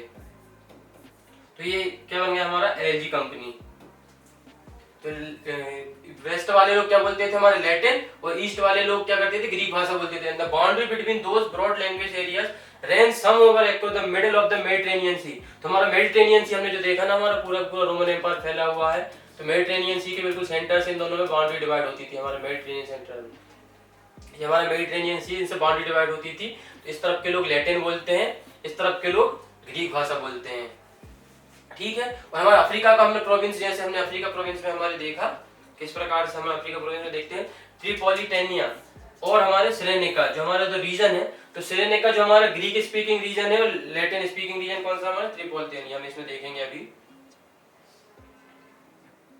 ये हमारा कौन सा रीजन, ये ट्रिपोलिटेनिया जो हमारा रीजन है, यहाँ पे लैटिन बोली जा रही है, और सिरेनिका में क्या बोली जा रही है, ग्रीक। तो मेडिटेरेनियन सी से बिल्कुल सेंटर में आते हैं। यहाँ पे कौन सी भाषा बोली जा रही है, लैटिन, और यहाँ पे ग्रीक। तो इस प्रकार से हमारे मेडिटेरेनियन सी के मतलब बीच से ऐसे दो प्रकार से डिवाइड किए गए। यहाँ के लोग लैटिन बोलेंगे, ये वाले रीजन वेस्ट वाले, ईस्ट वाले लोग क्या बोलेंगे, ग्रीक भाषा बोलते थे। इस प्रकार की दो इंपॉर्टेंट लैंग्वेज हुआ करती थी। उसके अलावा भी यहाँ पे अलग अलग लोकल लैंग्वेजेस लोग बोला करते थे, ठीक है। उसके बाद हम आगे देखेंगे क्या है। Although who live in empire were subjected to a single ruler, पर उस समय क्या हुआ करता था, भले ही इतने बड़े एम्पायर में कितनी भी डाइवर्सिटी है, लेकिन सबके सब लोग इन सब पर एक ही सिंगल रूलर क्या कर रहा था, रूल कर रहा था। उसे हम क्या बोलते हैं, एम्परर। एम्परर इन सबके ऊपर हुआ करता था। एम्परर सुपर पावर हुआ करता था उस समय का, सेंटर ऑफ द पावर कौन हुआ करता था, emperor. Regardless of where they live and what language they spoke, ये मैटर नहीं करता था कि एम्परर कौन सी भाषा बोल रहा है, लैटिन बोल रहा है, ग्रीक बोल रहा है, या कोई थर्ड लैंग्वेज बोल रहा है। अगर एम्परर है तो वही सबसे ऊपर होगा, भले ही कोई भी भाषा बोले या कहीं पर भी रहे, ठीक है। सबसे ऊपर कौन होता था? एम्परर हुआ करता था। तो क्या देखा हमने कि कॉमन सिस्टम ऑफ इतना ज्यादा डाइवर्स होने के बाद भी इतना कल्चरली डाइवर्स है, अलग अलग लैंग्वेज बोली जा रही है, अलग अलग प्रकार के ट्रेडिशन है, फिर भी इन सबको कौन टाई करके रखा था? कॉमन सिस्टम ऑफ गवर्नमेंट ने इनको बांधे रखा था। Common system of government Roman empire में एग्जिस्ट करता था। उसके बाद हमने दो इंपॉर्टेंट लैटिन और ग्रीक भाषा उस समय बोली जा रही थी वहां पे, इसके लिए एडमिनिस्ट्रेशन पर्पस के लिए, लेकिन उसके अलावा भी और भी लोकल लैंग्वेजेस यूज होती थी। तो हमारे ईस्टर्न वाले रीजन में हमने देखा मेडिटेरेनियन सी से दो पार्ट में डिवाइड करें अगर, तो हमारे वेस्टर्न वाले रीजन में लैटिन भाषा बोली जा रही है, ईस्ट वाले रीजन में हमारी ग्रीक भाषा बोली जा रही है, एल और जी, एल जी। उस प्रकार से हमने देखा कि हमारे नॉर्थ अफ्रीका में भी इस प्रकार से डिवीजन हुआ करता। ट्रिपोलिटेनिया जो हमारा रीजन है वहाँ लैटिन भाषा बोली जा रही है, और सिरेनिका हमारा जो रीजन है वहाँ पे ग्रीक भाषा बोली जा रही है। किस प्रकार से देखो अलग अलग प्रकार से ऐसे भाषाओं का डिवीजन हुआ करता था। इतना डाइवर्स होने के बाद भी रोमन एम्पायर इतना बहुत लंबे समय तक कैसे बना रहा, कैसे एक एम्परर ने कॉमन सिस्टम ऑफ गवर्नमेंट चलाते हुए इतने बड़े एम्पायर को इतने लंबे समय तक चलाया। वहां पे एक सिंगल रूलर हुआ करता था, इसे हम क्या बोलते हैं? एम्परर। भले ही वो कोई भी भाषा बोले, doesn't matter, but he will be the sole power. उसके बाद हम देखते हैं द रजीम। अब क्या होता है? धीरे धीरे उसमें परिवर्तन आता है। किस प्रकार से हम देखते हैं कि पॉलिटी हुआ करती है, political system. The regime established bye Augustus. अब एक एम्परर आता है, हमने जैसे कि पहले देखा कि यहाँ पे सेनेट का रूल चलता है समथिंग अराउंड 509 से 509 बीसी से 509 बीसी से हम देखते हैं 27 बीसी तक, 509 से 27 बीसी तक इस समय क्या चल रहा था? सेनेट का रूल चल रहा था। यहाँ पे क्या हमने देखा? रिपब्लिक सिस्टम हुआ करता था। कहाँ पे? हमारे रोमन एम्पायर में रिपब्लिक गवर्नमेंट चल रही थी। छोटे छोटे एलीट क्लास के लोग आके क्या करते थे? अलग अलग जगह के, पूरे रोमन एम्पायर में अलग अलग जगह से एलीट क्लास के लोग आते थे, और हमारे कहाँ पे? इटली में आके बैठते थे सभी लोग। कहाँ पर आके बैठते थे? इटली में। इटली में क्या हुआ करता था? इनका सेनेट हुआ करता था। सारे एलीट क्लास के लोग आकर यहाँ मिलते थे। एज अ पार्लियामेंट के फॉर्म में डिसीजन मेकिंग बॉडी हुआ करती है, इसे हम सेनेट बोलते हैं। तो 509 बीसी से 27 बीसी तक इनका सेनेट के हाथ में सारी पावर हुआ करती थी, डिसीजन मेकिंग पावर हुआ करती थी। बट क्या होता है जब 27 बीसी के बाद, 27 बीसी आने के बाद हम देखते हैं क्या, जो वहां का अगस्टस जो हुआ करता था, उन्हीं के मतलब सेनेट से ही एक मेंबर हुआ करता था अगस्टस। इसका नाम पहले क्या हुआ करता था? ऑक्टेवियन। ये देखते हैं रिपब्लिक क्या होता है, हम देखेंगे। Republic was the name for the regime in which the reality of power with senate. Republic में सेनेट के पास सारी पावर हुआ करती थी, उसमें से कोई एक नॉर्मल व्यक्ति उसको रूलर बना दिया जाता था उस समय का। सब चीज को सेनेट का काम, सेनेट का थी डिसीजन मेकिंग बॉडी हुआ करती थी। Small group of wealthy families हुआ करती थी who form the nobility. In practice the Republic represented the government of the nobility. बिल्कुल सही बात है, रिपब्लिक ही उससे रिपब्लिक गवर्नमेंट किस प्रकार की थी? इन्हीं सेनेट के लोग क्या करते थे? रिपब्लिक गवर्नमेंट चला रहे थे। The republic lasted from 509 BC to 2700 BC। और ये रिपब्लिक सिस्टम ऑफ गवर्नमेंट कब से कब तक चला? 509 BC से 27 BC तक चलता है। When it was overthrown by the Octavian, the adopted son of the Julius Caesar। जो जूलियस सीजर उस समय हुआ करते थे, इसी इन्हीं लोगों के सेनेट के मेंबर हुआ करते थे। इन्हीं का बेटा जो कि क्या था? उनका रियल सन नहीं था, अडॉप्टेड सन था, दत्तक पुत्र बोलते हैं, हम अडॉप्टेड सन हुआ करता था। किसका? जूलियस सीजर का अडॉप्टेड सन होता है, जिसका नाम क्या होता है? ऑक्टेवियन, जो बाद में अपना नाम चेंज करके क्या बन जाता है? ऑगस्टस कर लेता है। ये क्या करता है? इसे सेनेट की पावर को कम कर देता है या इसे ओवरथ्रो कर देता है, और खुद वहां का क्या बन जाता है? एम्परर बन जाता है। क्या बन जाता है? एम्परर बन जाता है। किसका? रोमन एम्पायर का। तो इस प्रकार से क्या होता है? और उनकी जो मेंबरशिप होती है, जो सेनेट के लोग हुआ करते हैं, उनकी मेंबरशिप लाइफ लॉन्ग हुआ करती थी। और मेंबरशिप किस आधार पर मिलती थी? जन्म के आधार पर नहीं मिलती थी कि कौन कितना वेल्दी है, कौन कितना रिच है, उस आधार पर इनको क्या मिलती थी? मेंबरशिप मिलती थी। इस प्रकार से क्या हुआ करता था? Republic system. और कैसे 509 BC से 27 BC तक आने तक सेनेट का रूल चल रहा था। लेकिन जब 27 BC आती है, 27 BC के बाद हम देखते हैं कि क्या होता है? हमारे किंग अगस्टस आता है और क्या करता है? हमारे सेनेट को हटा देता है। बोलता सेनेट अब सेनेट का रूल नहीं रहेगा, सेनेट को हटा देता है। तो इस प्रकार से क्या करता है? हमारे किंग अगस्टस आके सेनेट को हटा देता है। और अब यहाँ पे क्या जाती है? एम्परर से जाती है। अब एम्परर के पास आ जाएगी मैक्सिमम पावर। किसके पास आएगी? एम्परर के पास। Augustus was the sole ruler and the only real source of authority। कौन हो गया real source of authority? King Augustus. अब यही क्या है? यहाँ के राजा हैं, किंग अगस्टस, है ना। The fiction was kept alive that he was actually the only leading। और अपने आप को वैसा एम्परर है, रूलर है, शासक नहीं बोलते। क्या बोलते हैं? अपने आप को प्रिंसिपेट बोलेगा। क्या बोलेगा अपने आप को? कि मैं प्रिंसिपेट हूँ। प्रिंसिपेट मतलब क्या? लीडिंग सिटीजन, कि भाई मैं एक प्रकार का प्रमुख नागरिक हूँ। नागरिक हूँ लेकिन मैं प्रमुख हूँ उन लोगों में, नागरिकों में। मैं कोई रूलर है, शासक नहीं हूँ पूरे रोमन साम्राज्य का। परंतु अल्टीमेटली देखा जाए तो सारी की सारी पावर किसके पास ही है? एम्परर के पास, और वो कौन है? किंग अगस्टस है। This was done out of the respect of the senate, the body which had control Rome earlier in the days when it was republic. तो कहीं ना कहीं ये रिपब्लिक की एकदम से हमारा सेनेट हुआ करता था, उसके मतलब ऐसा बुरा ना लगे, कहीं ना कहीं उसकी इंसल्ट ना हो, इसलिए क्या बोलने लगा मैं भी कोई एम्परर नहीं हूँ, मैं भी आप जैसे आम नागरिकों में ही हूँ। परंतु क्या देखा जाता है कि वो कहीं ना कहीं वहां के एम्परर हुआ करते हैं। कौन? King Augustus. The senate has existed in Rome, लेकिन इसका मतलब ये नहीं कि सेनेट को हटा दिया गया। सेनेट उस समय तक चल रही थी, बहुत लंबे समय तक सेनेट चली, सेनेट को कंप्लीटली वेनिश नहीं किया गया था, सेनेट भी चल रही थी बट उसकी पावर कम कर दी गई थी।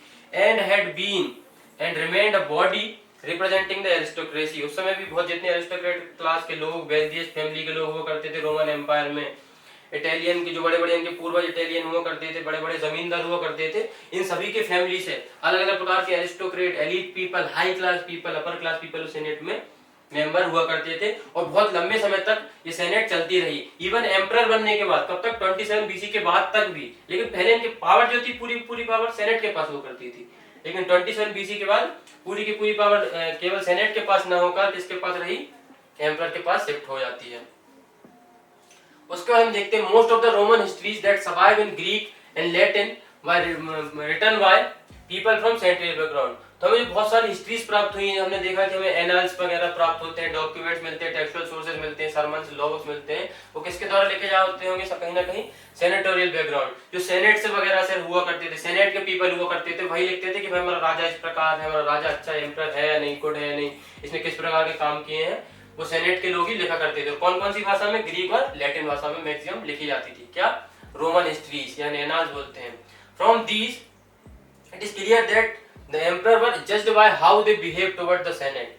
तो हम क्या देखते हैं कि इतिहास किस प्रकार लिखा गया है। उस समय मानते हैं कि अगस्टस के बारे में किसी ने इतिहास लिखा होगा, सेनेट के पीपल, सेनेट के किसी व्यक्ति ने अगस्टस के बारे में इतिहास लिखा होगा कि बहुत अच्छा राजा हुआ करता था, वो शांति से इसने राज्य किया है। तो कहीं ना कहीं उसकी इमेज उसने सेनेट के लोगों के साथ अच्छा व्यवहार किया होगा, इसलिए उससे संबंधित जानकारी अच्छी प्राप्त कर होती है हमें, उसके बारे में अच्छी अच्छी बातें लिखी होगी सेनेट के लोगों ने, इस प्रकार से लिखी गई। और कोई भी अगर राजा, अगर मतलब क्रूर राजा होता, क्रूर अगर एम्परर हुआ करता होगा, पर those who were hostile to senatorial classes behaving with suspicious और ब्रूटलिटी वायलेंस, कहीं ना कहीं परेशान कर रहा है, सेनेट के लोगों को कोई भी पावर नहीं दे रहा है, उन पर क्रूरता दिखा रहा है, तो ऐसे राजा के बारे में बुरा भी लिखा जाता होगा उस समय।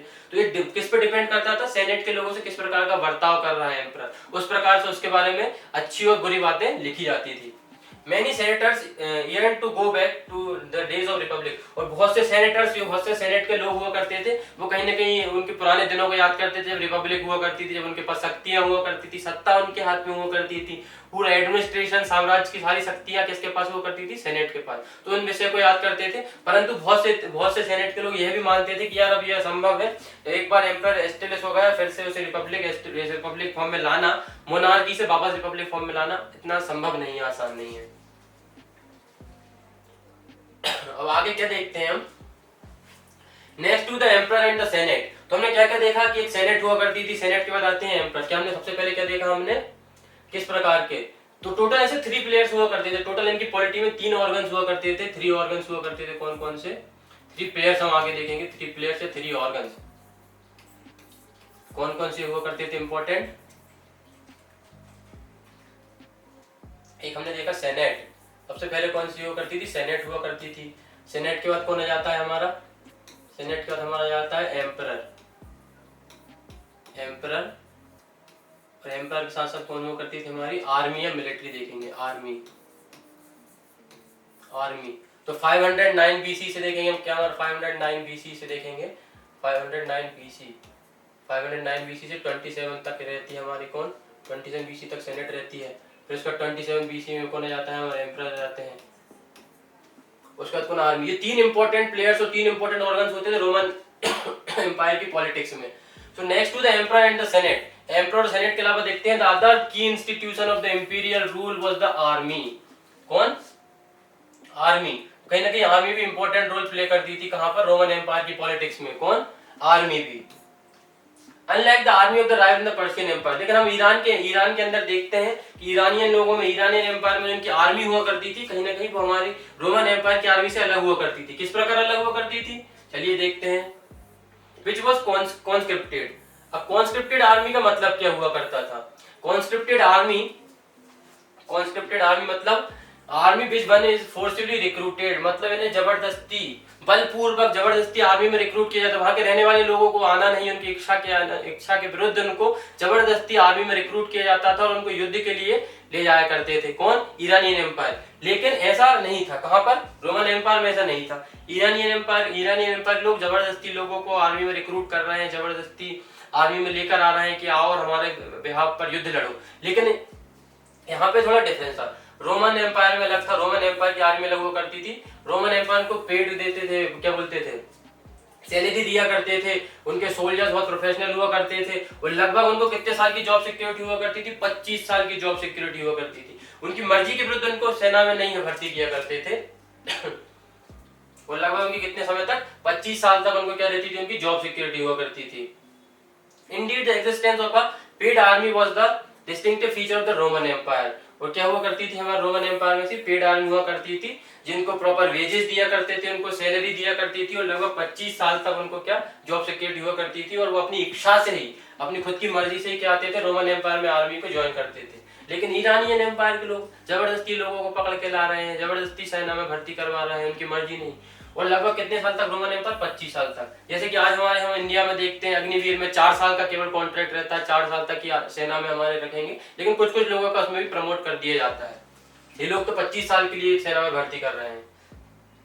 तो ये एक इंपॉर्टेंट फीचर हुआ करता था किसका? हमारे रोमन एम्पायर का। तो कौन कौन से 3 हमने इंपॉर्टेंट ऑर्गन देखे? सेनेट, एम्पायर और army. The army was the largest single organised body हुआ करती थी। आर्मी के पास भाई साहब हम देखेंगे आगे कि आर्मी के पास भी इसकी बहुत सारी इंपॉर्टेंट पावर हुआ करती थी एम्पायर की। जैसे कि लगभग 6 लाख लोग, देखो 4th सेंचुरी आने तक लगभग 6 लाख लोगों की आर्मी हुआ करती थी। And it was certainly had the power to determine the fate of the emperor. और इसी से एम्परर का भाग्य तय होता था कि भाई आर्मी जो चाहेगी एम्परर भी, अगर आर्मी थोड़ी बहुत भी डिस्टर्ब हुई, आर्मी को तुम्हारी बात पसंद नहीं आई तो आर्मी अटैक कर देगी अब तुम्हारे ऊपर, सिविल वॉर होने लगेगा तुम्हारे ही साम्राज्य में, अगर आर्मी की बात नहीं चली तो। इस प्रकार से क्या एम्परर भी जो हुआ करता था वो भी कहीं ना कहीं इन्हीं पर निर्भर हुआ करता था। तीनों एक दूसरे पर निर्भर हुआ करती। इसकी पावर तो धीरे धीरे फेड हो गई थी, लेकिन एम्परर को अगर ज्यादा लंबे समय तक रूल करना है तो आर्मी को अपने कंट्रोल में रखना पड़ेगा। किसको? एम्परर को अपने आर्मी को कंट्रोल में रखना पड़ेगा। आर्मी एक बार अपने कंट्रोल से गई तो फिर युद्ध होगा, सिविल वॉर होगा। The soldiers would constantly agitate for better wages and service condition. अब देखो, अगर मान लो सोल्जर्स हैं, आर्मी है, अगर उनकी मर्जी के विरुद्ध उनकी मर्जी के अनुसार उनको सैलरी नहीं मिल रही है, मेहनत ज्यादा करवा रहे हैं, युद्ध ज्यादा लड़ रहे हैं, लेकिन उनको सैलरी उतनी नहीं मिल रही है, तो कहीं ना कहीं वो इनसे परेशान हो जाएंगे। किससे? राजा से परेशान हो जाएंगे कि भाई इतना सारा काम करवा रहे हो, आप युद्ध लड़वा रहे हो, लेकिन हमको प्रॉपर सैलरी तो दो। अगर सैलरी नहीं देंगे तो फिर देखते हैं क्या होता है। These agitations often took the form of mutinies। ये लो, अब छोटे छोटे युद्ध होंगे, बैटल्स लड़ने लगते हैं, जहां जाके अपनी सेना की टुकड़ी ले जाके यहाँ वहां युद्ध लड़ने लगेंगे एक दूसरे से, एम्परर के खिलाफ बगावत कर देंगे। If the soldiers felt let down by their generals और इवन द एम्पायर, अगर एम्परर और जनरल जो सेनेट के बड़े बड़े लोग हुआ करते थे, अगर इन लोगों से अगर परेशान हो गए हैं, इनको सैलरी नहीं मिल रही है, तो क्या म्यूटिनी हो जाएगी? क्या होगी? म्यूटिनी हो जाएगी या बगावत कर देंगे ये लोग। किसके खिलाफ? बड़े बड़े जनरल्स के खिलाफ और एम्परर के खिलाफ। मत मानो हमारी बात, मत दो हमें salary. Again, our pictures of the Roman army depends largely on the way they were portrayed by historians with central sympathies। तो सेनेट्रियल सिंपैथी के बेसिस पे क्या होता था? रोमन एम्परर कैसे सेनेट वगैरह में बिहेव किया करते थे। इनसे देखते हैं सेनेट के लोग भी कहीं ना कहीं देखेंगे कि आर्मी से डरते थे, कहीं आर्मी से घृणा कर रहे हैं, ये भी देखते हैं आगे। Senate hated and feared the army. देखो सेनेट के लोग भी क्या करते थे, जैसे एम्परर भी डर रहा है तो सेनेट के लोग भी ऑब्वियस सी बात है डरेंगे। किससे डरेंगे? आर्मी से डरेंगे, और नफरत भी करते हैं, because it was the source of an unpredictable violence. अब आर्मी है, आर्मी के लोग तो भाई उनके पास वेपन्स भी है, सब कुछ है, इतने बड़े लोग, इतने सारे लोग उनके पास, तो कहीं ना कहीं वायलेंस करेंगे, बहुत सी हिंसा करेंगे, तो कहीं ना कहीं ये लोग इसी से भी डरते थे। कौन? सेनेट के लोग। Specially in tense condition of the 3rd century when the government was forced to tax more heavy to pay its mounting military expenditure. अब मिलिट्री एक्सपेंडिचर बढ़ाने के लिए, मिलिट्री में लोगों को सैलरी ज्यादा देने के लिए, मिलिट्री इक्विपमेंट खरीदने के लिए गवर्नमेंट ने क्या किया? 3rd सेंचुरी में टैक्स बढ़ाने की बात की गई। अब टैक्स बढ़ाना है तो फोर्सफुली जो मिलिट्री होती थी राजा के आदेश पे, एम्परर के आदेश पे या गवर्नमेंट के आदेश पे आसपास के क्षेत्र में जाती, लोगों से टैक्स वसूलती और टैक्स का रेट भी बढ़ा दिया गया। तो इस चक्कर में उन लोगों ने, आर्मी के लोगों ने बहुत से लोगों को मारा, बहुत वायलेंस हुआ। कब हुआ? 3rd सेंचुरी में। तो इन्हीं सब कारणों की वजह से कहीं ना कहीं सेनेट भी क्या करती थी? नफरत करती थी किससे? आर्मी से, या डरती थी कि भाई आर्मी के पास बहुत ज्यादा पावर है, अगर इसको कंट्रोल नहीं किया गया तो ऐसे युद्ध चलते रहेंगे, रोमन एम्पायर कहीं ना कहीं समय आने पर बिखर जाएगा। तो इस प्रकार से कैसे आर्मी के पास पावर हुआ करती थी, कैसे 3 इंपॉर्टेंट ऑर्गन्स, तीन इंपॉर्टेंट प्लेयर्स हुआ करते थे रोमन एम्पायर में। एक तो वन सेनेट, सेनेट के बाद हमारा आता है एम्परर, और एम्परर के बाद हमारी आती है आर्मी। ये 3 इंपॉर्टेंट पॉलिटिकल ऑर्गेनाइजेशन हुआ करते थे जो रोमन एम्पायर को चला रहे थे। लेकिन उसमें देखते हैं कि पावरफुल ऐसे देखा जाता है एम्परर हुआ करता है, लेकिन रियल पावर किसके पास? आर्मी के पास हुआ करती थी। इनको कंट्रोल करने की जिम्मेदारी किसकी थी? एम्परर की। उसके बाद हम देखते हैं to sum of the emperor aristocracy, मतलब इसी को हम सेनेट बोलते हैं, and the army were the 3 main players in the political history of the empire. यही 3 इंपॉर्टेंट हुआ करते थे। एरिस्टोक्रेसी ऐसे हम सेनेट बोलते हैं क्योंकि किसी के लोग तो जाके सेनेट पे बैठते थे। तो ये 3 क्या हुआ करते थे? इंपॉर्टेंट ऑर्गन्स हुआ करते थे। The success of the individual emperor depend on their control of the army, and when armies were divided the result use a civil war. अब भाई देखो, एम्परर की सक्सेस कब हुआ करती थी? एम्परर को जब भी मानते हैं एम्परर अगर आर्मी को कंट्रोल करके रख रहा है तभी एम्परर का नाम चलेगा, तभी एम्परर बना रहेगा। लेकिन अगर आर्मी, खुद की आर्मी ने एजिटेट फील किया, आर्मी का मन बदला, तो आर्मी क्या कर देगी?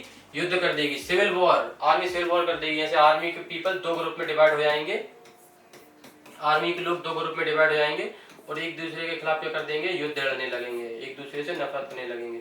ऐसे 2 ग्रुप में बने और वहीं आर्मी के 2 ग्रुप के बीच में भाई कुछ लोग एम्परर को सपोर्ट कर रहे हैं, कुछ लोग एम्परर के विरुद्ध खड़े हो गए हैं।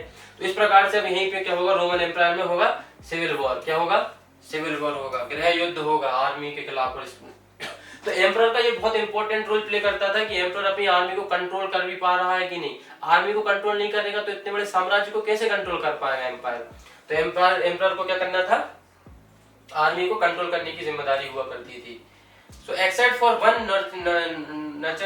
nurturous year in 69 CE, when 4 emperors mounted the throne in quick succession, the first 2 centuries were on the whole free from civil war and in this sense relatively stable. तो लगभग हम देखते हैं कि 3rd सेंचुरी आने तक, कब से कब तक हमारे यहाँ 0 से देखते हैं हमारे यहाँ पे 3rd सेंचुरी आने तक, तो ये इतना पूरा 3rd century CE, 3rd century आने तक, मतलब समथिंग अराउंड हमारे 200 साल देखते हैं हम, 100 साल उसका हमारे 200 साल। तो वैसे 1st सेंचुरी, 2nd सेंचुरी देखते हैं और 3rd सेंचुरी आने तक, मतलब लगभग हमारे 100 और 200 ईयर्स तक हम देखते हैं कि शांति बनी हुई थी, हमारा कोई युद्ध नहीं चल रहा था। बस एक ही साल बीच में, बस एक ही साल आया था कब? 69 CE में, जब लगभग 4 राजा एक साथ बदल गए थे। उस समय क्या हुआ था? कहीं ना कहीं सिविल वॉर हो गया था। कब? हमारे 69 CE में सिविल वॉर हो गया था। बाकी 3rd सेंचुरी तक हमारे देखते हैं पूरे का पूरे इस समय तक कि हमारा 100 CE और यहीं पे हमारा आता है 200 CE। ये बाकी मतलब इसी को 3rd सेंचुरी CE बोलते हैं। 3rd सेंचुरी CE मतलब 3rd सेंचुरी में अगर बात करते हैं, आपने टाइमलाइन के बारे में पढ़ा होगा तो आपको पता होगा कि ये पूरे समय तक कोई समस्या नहीं थी। बस यहीं कहीं देखते हैं 69 CE में बस एक ही साल यहाँ पे क्या हुआ था? युद्ध हुआ था, सिविल वॉर हुआ था। बाकी यहाँ से यहाँ तक पूरे में शांति बनी हुई थी, राजा अच्छे से रूल कर रहा है, एम्परर बढ़िया चल रहा है, यहाँ पे कोई पॉलिटिकल दिक्कत नहीं है। बट एक साल क्या होता है? यहाँ पे युद्ध होता है, जब लगभग 4 बार यहाँ के एम्परर बदला जाता है। ठीक है, बाकी समय बहुत स्टेबल हुआ करता था। अब इस प्रकार से राजा का इंपॉर्टेंट रोल होता था कि कैसे वो आर्मी को कंट्रोल करके रखता है। So succession of the throne was based as far as possible on the family descent, either natural or adopted. तो कहीं ना कहीं जो उसके बाद अगर एक एम्परर जाता था, एक एम्परर बाद उसके जाता तो कहीं ना कहीं रिलेटिव में हो, फैमिली में हो, या उसके पूर्वजों में से कोई ना कोई उसी के लिनिएज का हो, वही क्या करता था? उसका एम्परर के बाद उसके बाद उसको गद्दी मिलती थी, एम्परर के बाद थ्रोन पर वही बैठता था। And even the army was strongly wedded to this principle, और आर्मी भी इस प्रिंसिपल का सपोर्ट करती थी कि हाँ भाई सीधी सी बात है, राजा के बेटा ही राजा बनेगा, राजा के परिवार के ही राजा बनेंगे।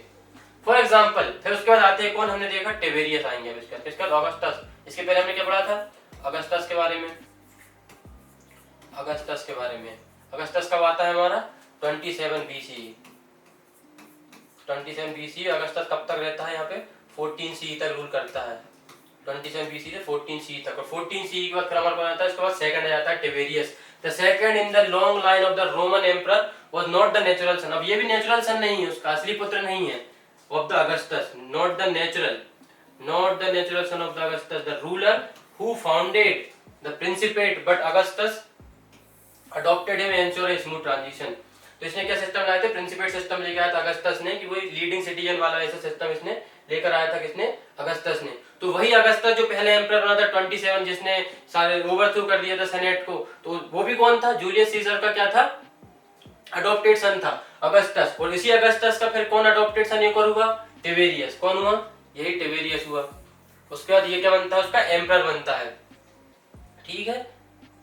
उसके बाद हम आगे देखेंगे, external warfare was also much less common in first 2 centuries, the empire inherited by Tiberius from Augustus.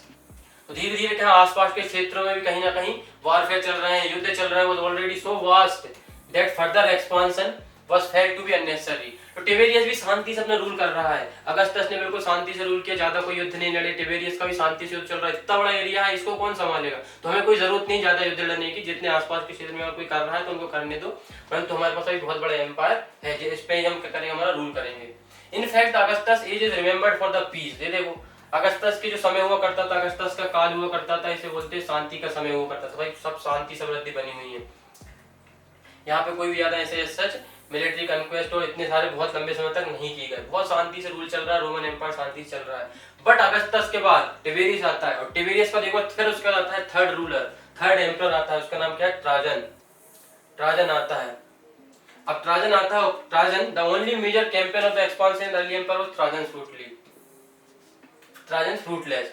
अब ट्राजन आता है, ये अब शुरू कर देता है फिर से मिलिट्री कैंपेन करता है, भाई इसकी इसको भी एक एम्बिशन होता है कि मैं भी सिकंदर की तरह जाऊं और पूरी की पूरी दुनिया को जीत लूं। क्या करने जाता है ये, ऑक्यूपेशन ऑफ टेरिटरी आपको the Euphrates in the year 1113 CE और 1117 सीई तक, अबंडेंट बाय सक्सेसर। और धीरे धीरे आने के बाद कुछ समय उसकी मृत्यु हो जाती है, उसका सपना अधूरा रह जाता है, किसका, ट्राजन का। ये आसपास के क्षेत्रों को जीतने के लिए निकलता है, ये लोग तो शांति से रूल कर रहे हैं, लेकिन इसका मन करता है मैं और भी मेरे साम्राज्य को और ज्यादा रोमन एम्पायर को फैलाऊं, फिर बाद में थोड़ा बहुत जीतता है, उसके बाद लौट जाता है। तो इस प्रकार की शॉप हुआ करती थी, कहाँ पे, रोम में, प्याजा कॉलम्स वगैरह ये सब बने हुआ करते थे रोमन फोरम में। और सिविल वॉर क्या हुआ करता था, हमने देख लिया कि आर्मी के बीच में अगर युद्ध हो रहा है फिर युद्ध में, इस प्रकार से वहाँ पे क्या हुआ करती थी, वहाँ की शॉप्स हुआ करती थी, दुकानें हुआ करती थी रोम में। इस प्रकार के मटेरियल रिमेन्स या मोन्यूमेंटल स्ट्रक्चर्स प्राप्त हुए हैं। ये देखिए एम्परर ट्राजन का क्या ड्रीम था, धीरे धीरे एम्परर क्या हुआ, एक जगह से दूसरी जगह बढ़ गया, उसने फिर कन्क्वेस्ट के सोचा कि इसने मार्क्ड बाय ग्रेट अर्थक्वेक आया एंटियोक में 1116, Trajan march down the Euphrates पे पहुंचा, फिर धीरे धीरे टेसीफोन वाले रीजन में पहुंचा, पार्थियन के कैपिटल जो हुआ करती थी, and then head to the Persian Gulf के वाले रीजन में धीरे धीरे बढ़ते जा रहा है, ये भी आसपास के। और ये क्या, एक हिस्टोरियन हुआ करता था कैसियस डियो, उन्होंने क्या बोले, looking longingly at the merchant ship setting off to India and wishing that he was the young as the Alexander. और अपने आप को बोलता था कि मैं भी अलेक्जेंडर की तरह इंडिया और इंडिया के सभी क्षेत्रों के दूर दराज के क्षेत्रों को वापस क्या कर लूंगा, जीत लूंगा। तो इस प्रकार से ट्राजन का सपना था, परंतु वह धीरे धीरे कुछ समय उसकी मृत्यु हो जाती है। उसके बाद हम आगे क्या देखते हैं कि much more characteristics was the gradual extension of the Roman direct rule. अब हम देखते हैं कि क्या क्या रोमन एम्पायर के अचीवमेंट्स हुए हैं, क्या क्या उपलब्धियां हुई हैं, किस प्रकार से इन्होंने इतने बड़े रोमन साम्राज्य को बनाए रखा, किस प्रकार से इतने बड़े रोमन साम्राज्य तक अपना विस्तार किया। तो इस साल रोमन एम्पायर के सारे अचीवमेंट्स के बारे में इसमें जानकारी प्राप्त करेंगे, सब क्या क्या इन्फॉर्मेशन मिलती है हमें, है ना।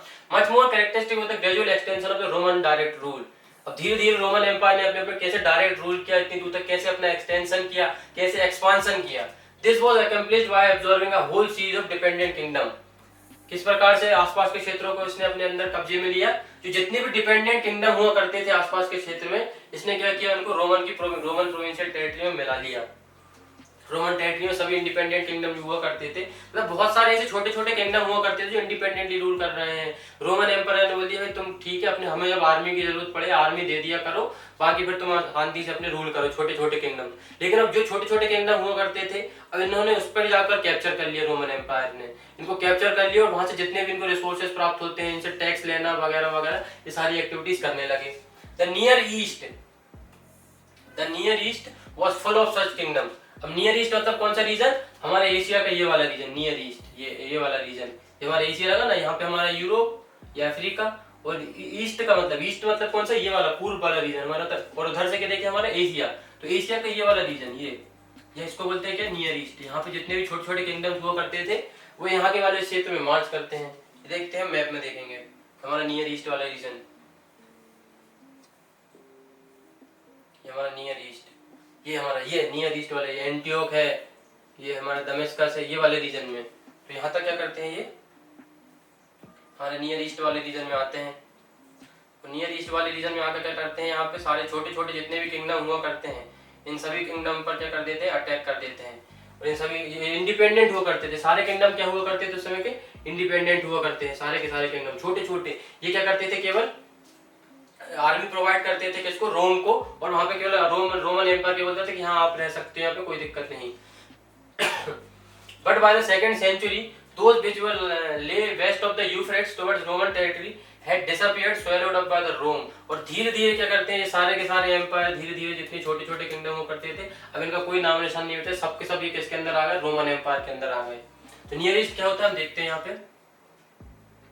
The Near East from the perspective of some who believed in the Roman Mediterranean, this referred to all the territories east of the Mediterranean। तो मेडिटेरेनियन सी, ये हमारा मेडिटेरेनियन सी के हमारे जो ईस्ट वाले रीजन में जो हुआ करते थे क्षेत्र, जो हमारे एशिया वाले कॉन्टिनेंट में, कहाँ पर, एशिया कॉन्टिनेंट यहाँ पे हुआ करता था। ये हमारा कौन सा कॉन्टिनेंट हो गया, यूरोप, ये हमारा अफ्रीका, ये हमारा कौन सा हो गया, एशिया कॉन्टिनेंट। तो एशिया कॉन्टिनेंट, और ये हमारा कौन सा सी हो गया, मेडिटेरेनियन सी।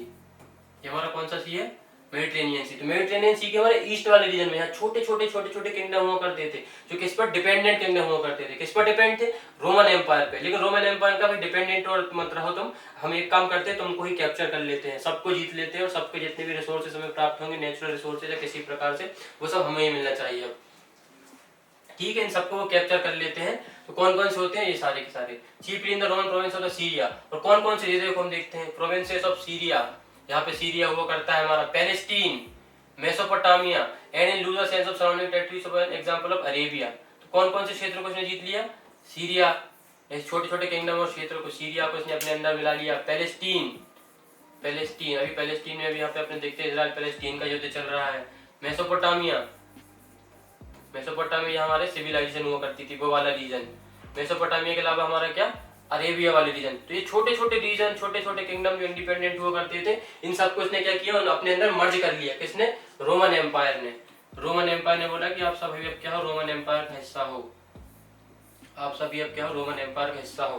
तो इन सभी छोटे छोटे किंगडम्स को रोमन एम्पायर ने अपने अंदर मर्ज कर लिया, अपने अंदर मिला लिया, इस प्रकार से, है ना। उसके बाद देखते हैं, incidentally some of these kingdoms were exceedingly wealthy. और इनमें से बहुत सारे किंगडम बहुत वेल्दी हुआ करते थे, इनके पास बहुत सारी संपदा हुआ करती थी, बहुत सारी वेल्थ हुआ करती थी।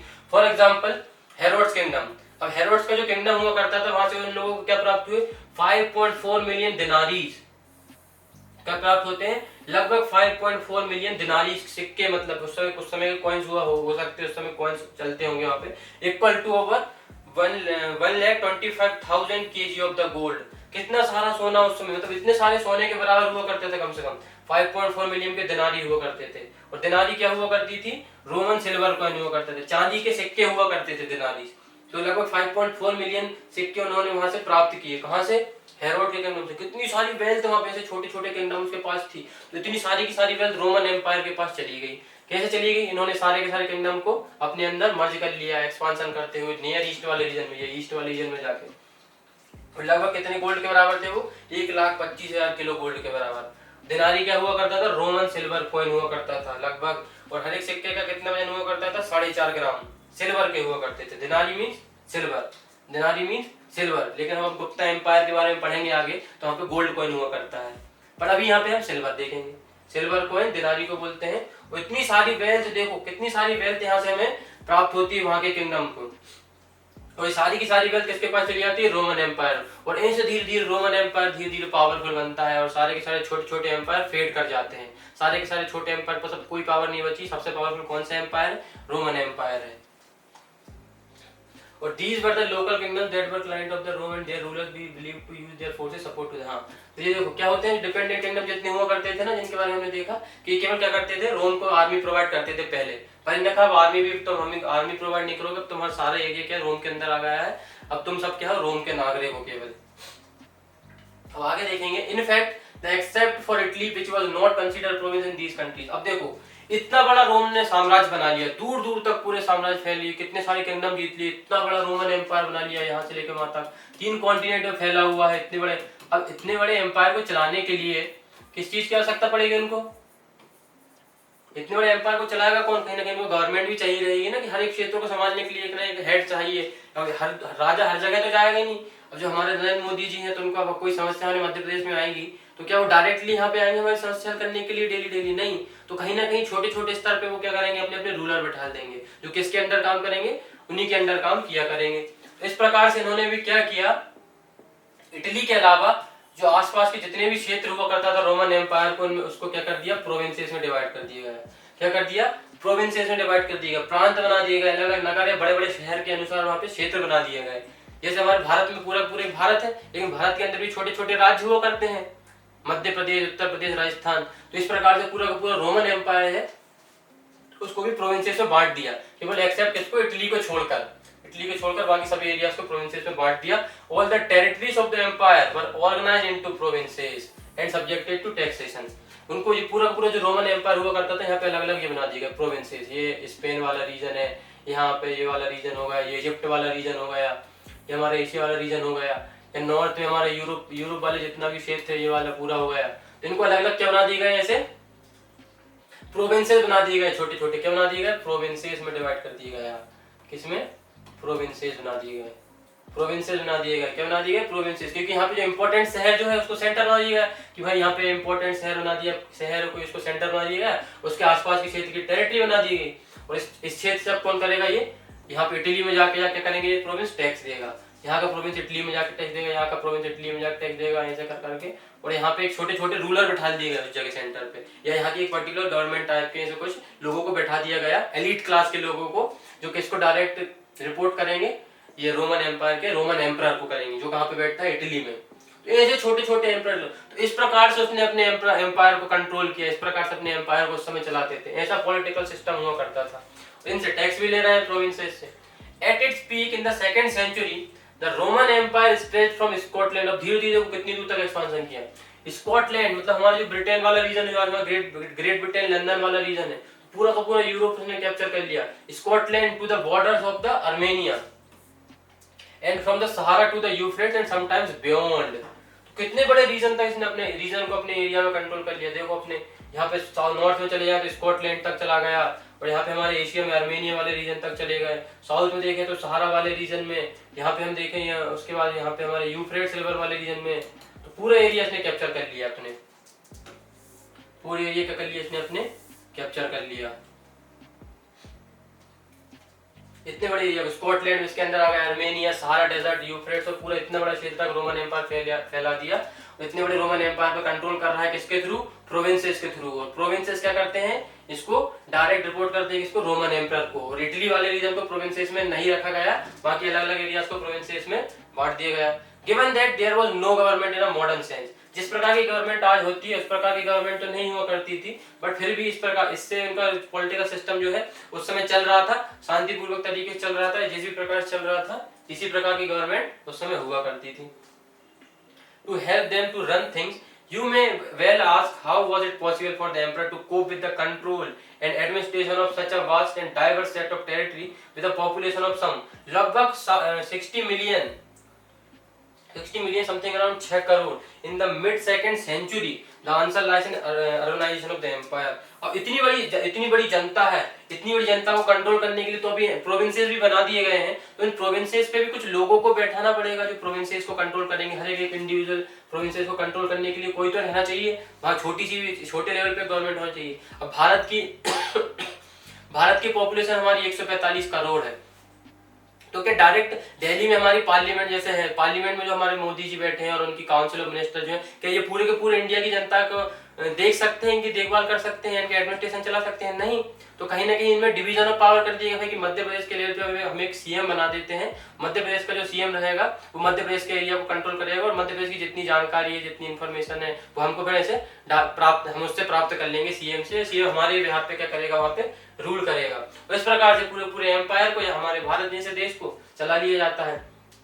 तो इस प्रकार से क्या करते हैं, वो डिवाइड करेंगे आगे, अर्बनाइजेशन कर देते हैं। क्या कर देते हैं, एम्पायर का अर्बनाइजेशन किया जाता है। एम्पायर का क्या कर दिया जाता है, कहीं ना कहीं उसे अर्बनाइजेशन बोल रहे हैं, पर जैसा कि हमने बोला उस प्रकार से कि भाई जो इंपॉर्टेंट अर्बन सेंटर्स हुआ करते हैं, वहाँ पे जो हर एक प्रोविंस के आसपास, जैसे मान लो यहाँ पे कोई बड़ा शहर है, यहाँ पे कोई बड़ा शहर है, यहाँ पे कोई बड़ा शहर है, उस बड़े शहर को बना दिया सेंटर और उसके आसपास एक टेरिटरी, पर्टिकुलर एक टेरिटरी डिफाइन कर दी गई। उस टेरिटरी के अनुसार उस क्षेत्र को प्रोविंस नाम दे दी गई, ये वाला प्रोविंस है, ये वाला प्रोविंस है। जैसे कि हमारा मध्य प्रदेश है तो मध्य प्रदेश की एक पर्टिकुलर टेरिटरी बना दी गई, उसके सेंटर में उसकी कैपिटल बना दी गई भोपाल। इस प्रकार से रूल कर रहा है। तो इस प्रकार से ऐसा क्या कर दिया उस समय, इतनी बड़ी पॉपुलेशन को कंट्रोल करने के लिए अर्बनाइजेशन कर दिया गया एम्पायर का। क्या कर दिया गया, अर्बनाइजेशन या शहरीकरण, बहुत बड़े बड़े शहरीकरण कर दिया गया। और इस प्रकार से गवर्नमेंट को, उसने रोमन एम्पायर को कैसे कंट्रोल किया। तो आगे देखते हैं, the great urban centres that line to the shore of the Mediterranean Sea. और जितने भी अर्बन सेंटर्स हुआ करते थे उस समय जो मेडिटेरेनियन सी के आसपास के क्षेत्रों में पाए जाते थे, कौन कौन से, कार्थेज, ये हम देखेंगे आगे कैसे मैप में देखेंगे हमारे, कैसे अब इंपॉर्टेंट, कार्थेज, अलेक्जेंड्रिया, ये देखते हैं हमारे, ये कार्थेज हो गई, ये हमारा अलेक्जेंड्रिया हो गया। ये ऐसे इंपॉर्टेंट हैं जो हमारे ये हमारे इंपॉर्टेंट क्या होते थे उस समय के शहर हुआ करते थे, इंपॉर्टेंट अर्बन सेंटर। इन्हीं को प्रोविंस के फॉर्म में डिवाइड कर दिया है कि ये वाला एक प्रोविंस हो गया यहाँ पे, ये वाला एक प्रोविंस हो गया यहाँ पे, एक प्रोविंस डिवाइड कर दिया, ऐसे प्रोविंस बना दिए गए यहाँ पे। इन्हीं के आसपास क्या कर देते हैं, ऐसे प्रोविंस बना दिए जाते थे कि भाई ये यहाँ का एक प्रोविंस हो गया। ऐसे छोटे छोटे प्रोविंसेस में ऐसे अलग अलग प्रकार से क्या कर दिया गया, ऐसे डिवाइड कर दिया गया पूरे रोमन एम्पायर को। और यहाँ पे उसका एक हेड बैठा दिया गया, जो भी हेड या यहाँ का एक पर्टिकुलर क्या होगा, रूलर होगा, वो किसको, यहाँ किसके लिए रिस्पॉन्सिबल होगा, यहाँ क्या बोलते हैं, इटली में बैठा हुआ जो एम्पायर होगा उसको सारी इन्फॉर्मेशन या टैक्स प्रोवाइड करेगा और इस प्रोविंसेस पे रूल करेगा। तो इस प्रकार से क्या बना दी गई, यहाँ की गवर्नमेंट बना दी गई। तो ऐसे प्रोविंसेस का एडमिनिस्ट्रेशन चलाया जा रहा है उस समय इस प्रकार से। कार्थेज, अलेक्जेंड्रिया, हमने एंटियो भी देखा, हमारा कहाँ पे, हमारा यहाँ पे एंटियो पड़ता है, यहाँ अलेक्जेंड्रिया पड़ रहा है, यहाँ पे कार्थेज पड़ रहा है। ऐसे अलग अलग इंपॉर्टेंट सेंटर्स कौन कौन से, मेडिटेरेनियन सी के आसपास कार्थेज, अलेक्जेंड्रिया, एंटियोक हमारा एशिया वाले रीजन पड़ता है। But the biggest among them, ये इंपॉर्टेंट अर्बन सेंटर्स हुआ करते थे। और इन्हीं इंपॉर्टेंट अर्बन सेंटर्स के आसपास इन्हीं को सेंटर बना दिया गया और इन्हीं के आसपास की जो टेरिटरी, पर्टिकुलर टेरिटरी हर एक सेंटर्स के लिए डिफाइन कर दी गई और इन्हीं को बना दिया गया क्या, प्रोविंस। इन्हीं को बना दिया गया क्या, प्रोविंस, कि भाई ये यहाँ पे क्या होगा, हमारा कार्थेज है, इस कार्थेज के आसपास इतनी टेरिटरी कार्थेज को दे दी गई और ये होगा कार्थेज का प्रोविंस। ये हमारा अलेक्जेंड्रिया है, अलेक्जेंड्रिया के आसपास इतनी टेरिटरी डिफाइन कर दी गई, इतने एरिया पे अलेक्जेंड्रिया करेगा, ये होगा अलेक्जेंड्रिया प्रोविंस। इस प्रकार से मतलब इस प्रकार से ऐसे प्रोविंस बना दिए गए जो इंपॉर्टेंट अर्बन सेंटर्स हुआ करते थे, उसी के आधार पे। It was through the cities that government was able to tax the provincial countryside, which generated much of the wealth of the empire। और ये इंपॉर्टेंट सेंटर्स हुआ करते थे, इन्हीं को प्रोविंस में कन्वर्ट कर दिया जाता है और यहीं से फिर क्या करते हैं, यहाँ से आसानी से हमें टैक्स प्राप्त हो जाता था बाकी क्या, गवर्नमेंट को, और फिर गवर्नमेंट से वहाँ पे रोमन एम्पायर को भेज दिया करते थे, रोमन एम्पायर तक। What is this mean is that local upper classes actively collaborated with the Roman state in the administrating their own territories and raising taxes from them। अब वहाँ पे लोकल जो अपर क्लास हुआ करती थी उस क्षेत्र में, पर्टिकुलर सेंटर में, अर्बन सेंटर में, इन लोगों के साथ मिलकर क्या करता है, रोमन स्टेट के रोमन एम्परर हुआ करता था, इन लोगों के साथ कोलैबोरेट कर लेते, आप गठबंधन कर लेते भाई। तो जो अपर क्लास है, भाई तुम हमारे बिहाफ पे क्या करो, उस पर्टिकुलर अर्बन सेंटर पे तुम रूल, क्षेत्र में तुम्हारा है वर्चस्व है ही, चल ही रहा है, तुम क्या करो, हमारे बिहाफ पे वहाँ पे रूल करो और हम तुम्हारी एक पर्टिकुलर टेरिटरी डिफाइन कर देते हैं। ये तुम्हारा क्या रहेगा, पूरा प्रोविंस बना रहेगा और इसी से तुम क्या करोगे, जितना टैक्स तुम प्राप्त करोगे अपने क्षेत्र से, उसमें से कुछ हिस्सा रखना अपने पास और कुछ हिस्सा हमें देना। Administrating their own territories and raising taxes from them. सबको अलग अलग टेरिटरी डिफाइन कर दी गई है, किसके साथ कोलैबोरेट कर रहे हैं, अपर क्लास के साथ। अपर क्लास साथ कौन कोलैबोरेट कर रहा है, रोमन स्टेट। अब इन दोनों ने मिलकर कर लिया, क्या इन दोनों ने हाथ मिला लिया है। तो अब देखते हैं आगे क्या होता है। In fact one of the most interesting aspect of the Roman political history is the dramatic shift in power between Italy and provinces. अब जितनी ज्यादातर पावर जो पहले हम देखा जाता है कि जो पावर सेनेट के पास हुआ करती थी, डिसीजन मेकिंग पावर, अब एम्परर ने क्या कहा, धीरे धीरे पावर इटली के पास रहेगी, एम्परर के पास रहेगी जितनी पावर रहेगी, और बाकी पावर शिफ्ट किस पे हो गई है, जितने जो प्रोविंसेस बना दिए गए हैं ना अलग अलग, हमने देखा कितने हमने अलग अलग जो प्रोविंसेस बना दिए गए हैं, इन सभी प्रोविंसेस के पास धीरे धीरे पावर शिफ्ट हो जाएगी, क्योंकि अब इन लोगों को कहीं ना कहीं टैक्स भी यही ले रहे हैं, अपने अपनी पर्टिकुलर क्षेत्र में आर्मी भी होल्ड कर रहे हैं। तो इस प्रकार से धीरे धीरे क्या करते हैं, जो प्रोविंशियल हेड होते हैं, जो प्रोविंशियल हेड हुआ करते हैं, इनकी पावर इमर्ज हो जाती है, इनके पास सबसे ज्यादा शक्तिशाली हो जाते हैं। तो कहीं ना कहीं सेनेट की पावर अब धीरे धीरे बिल्कुल ही खत्म होने वाली है। Throughout the 2nd and 3rd century, it was the provincial upper class who supplied most of the cadre that governed the provinces and commanded the army।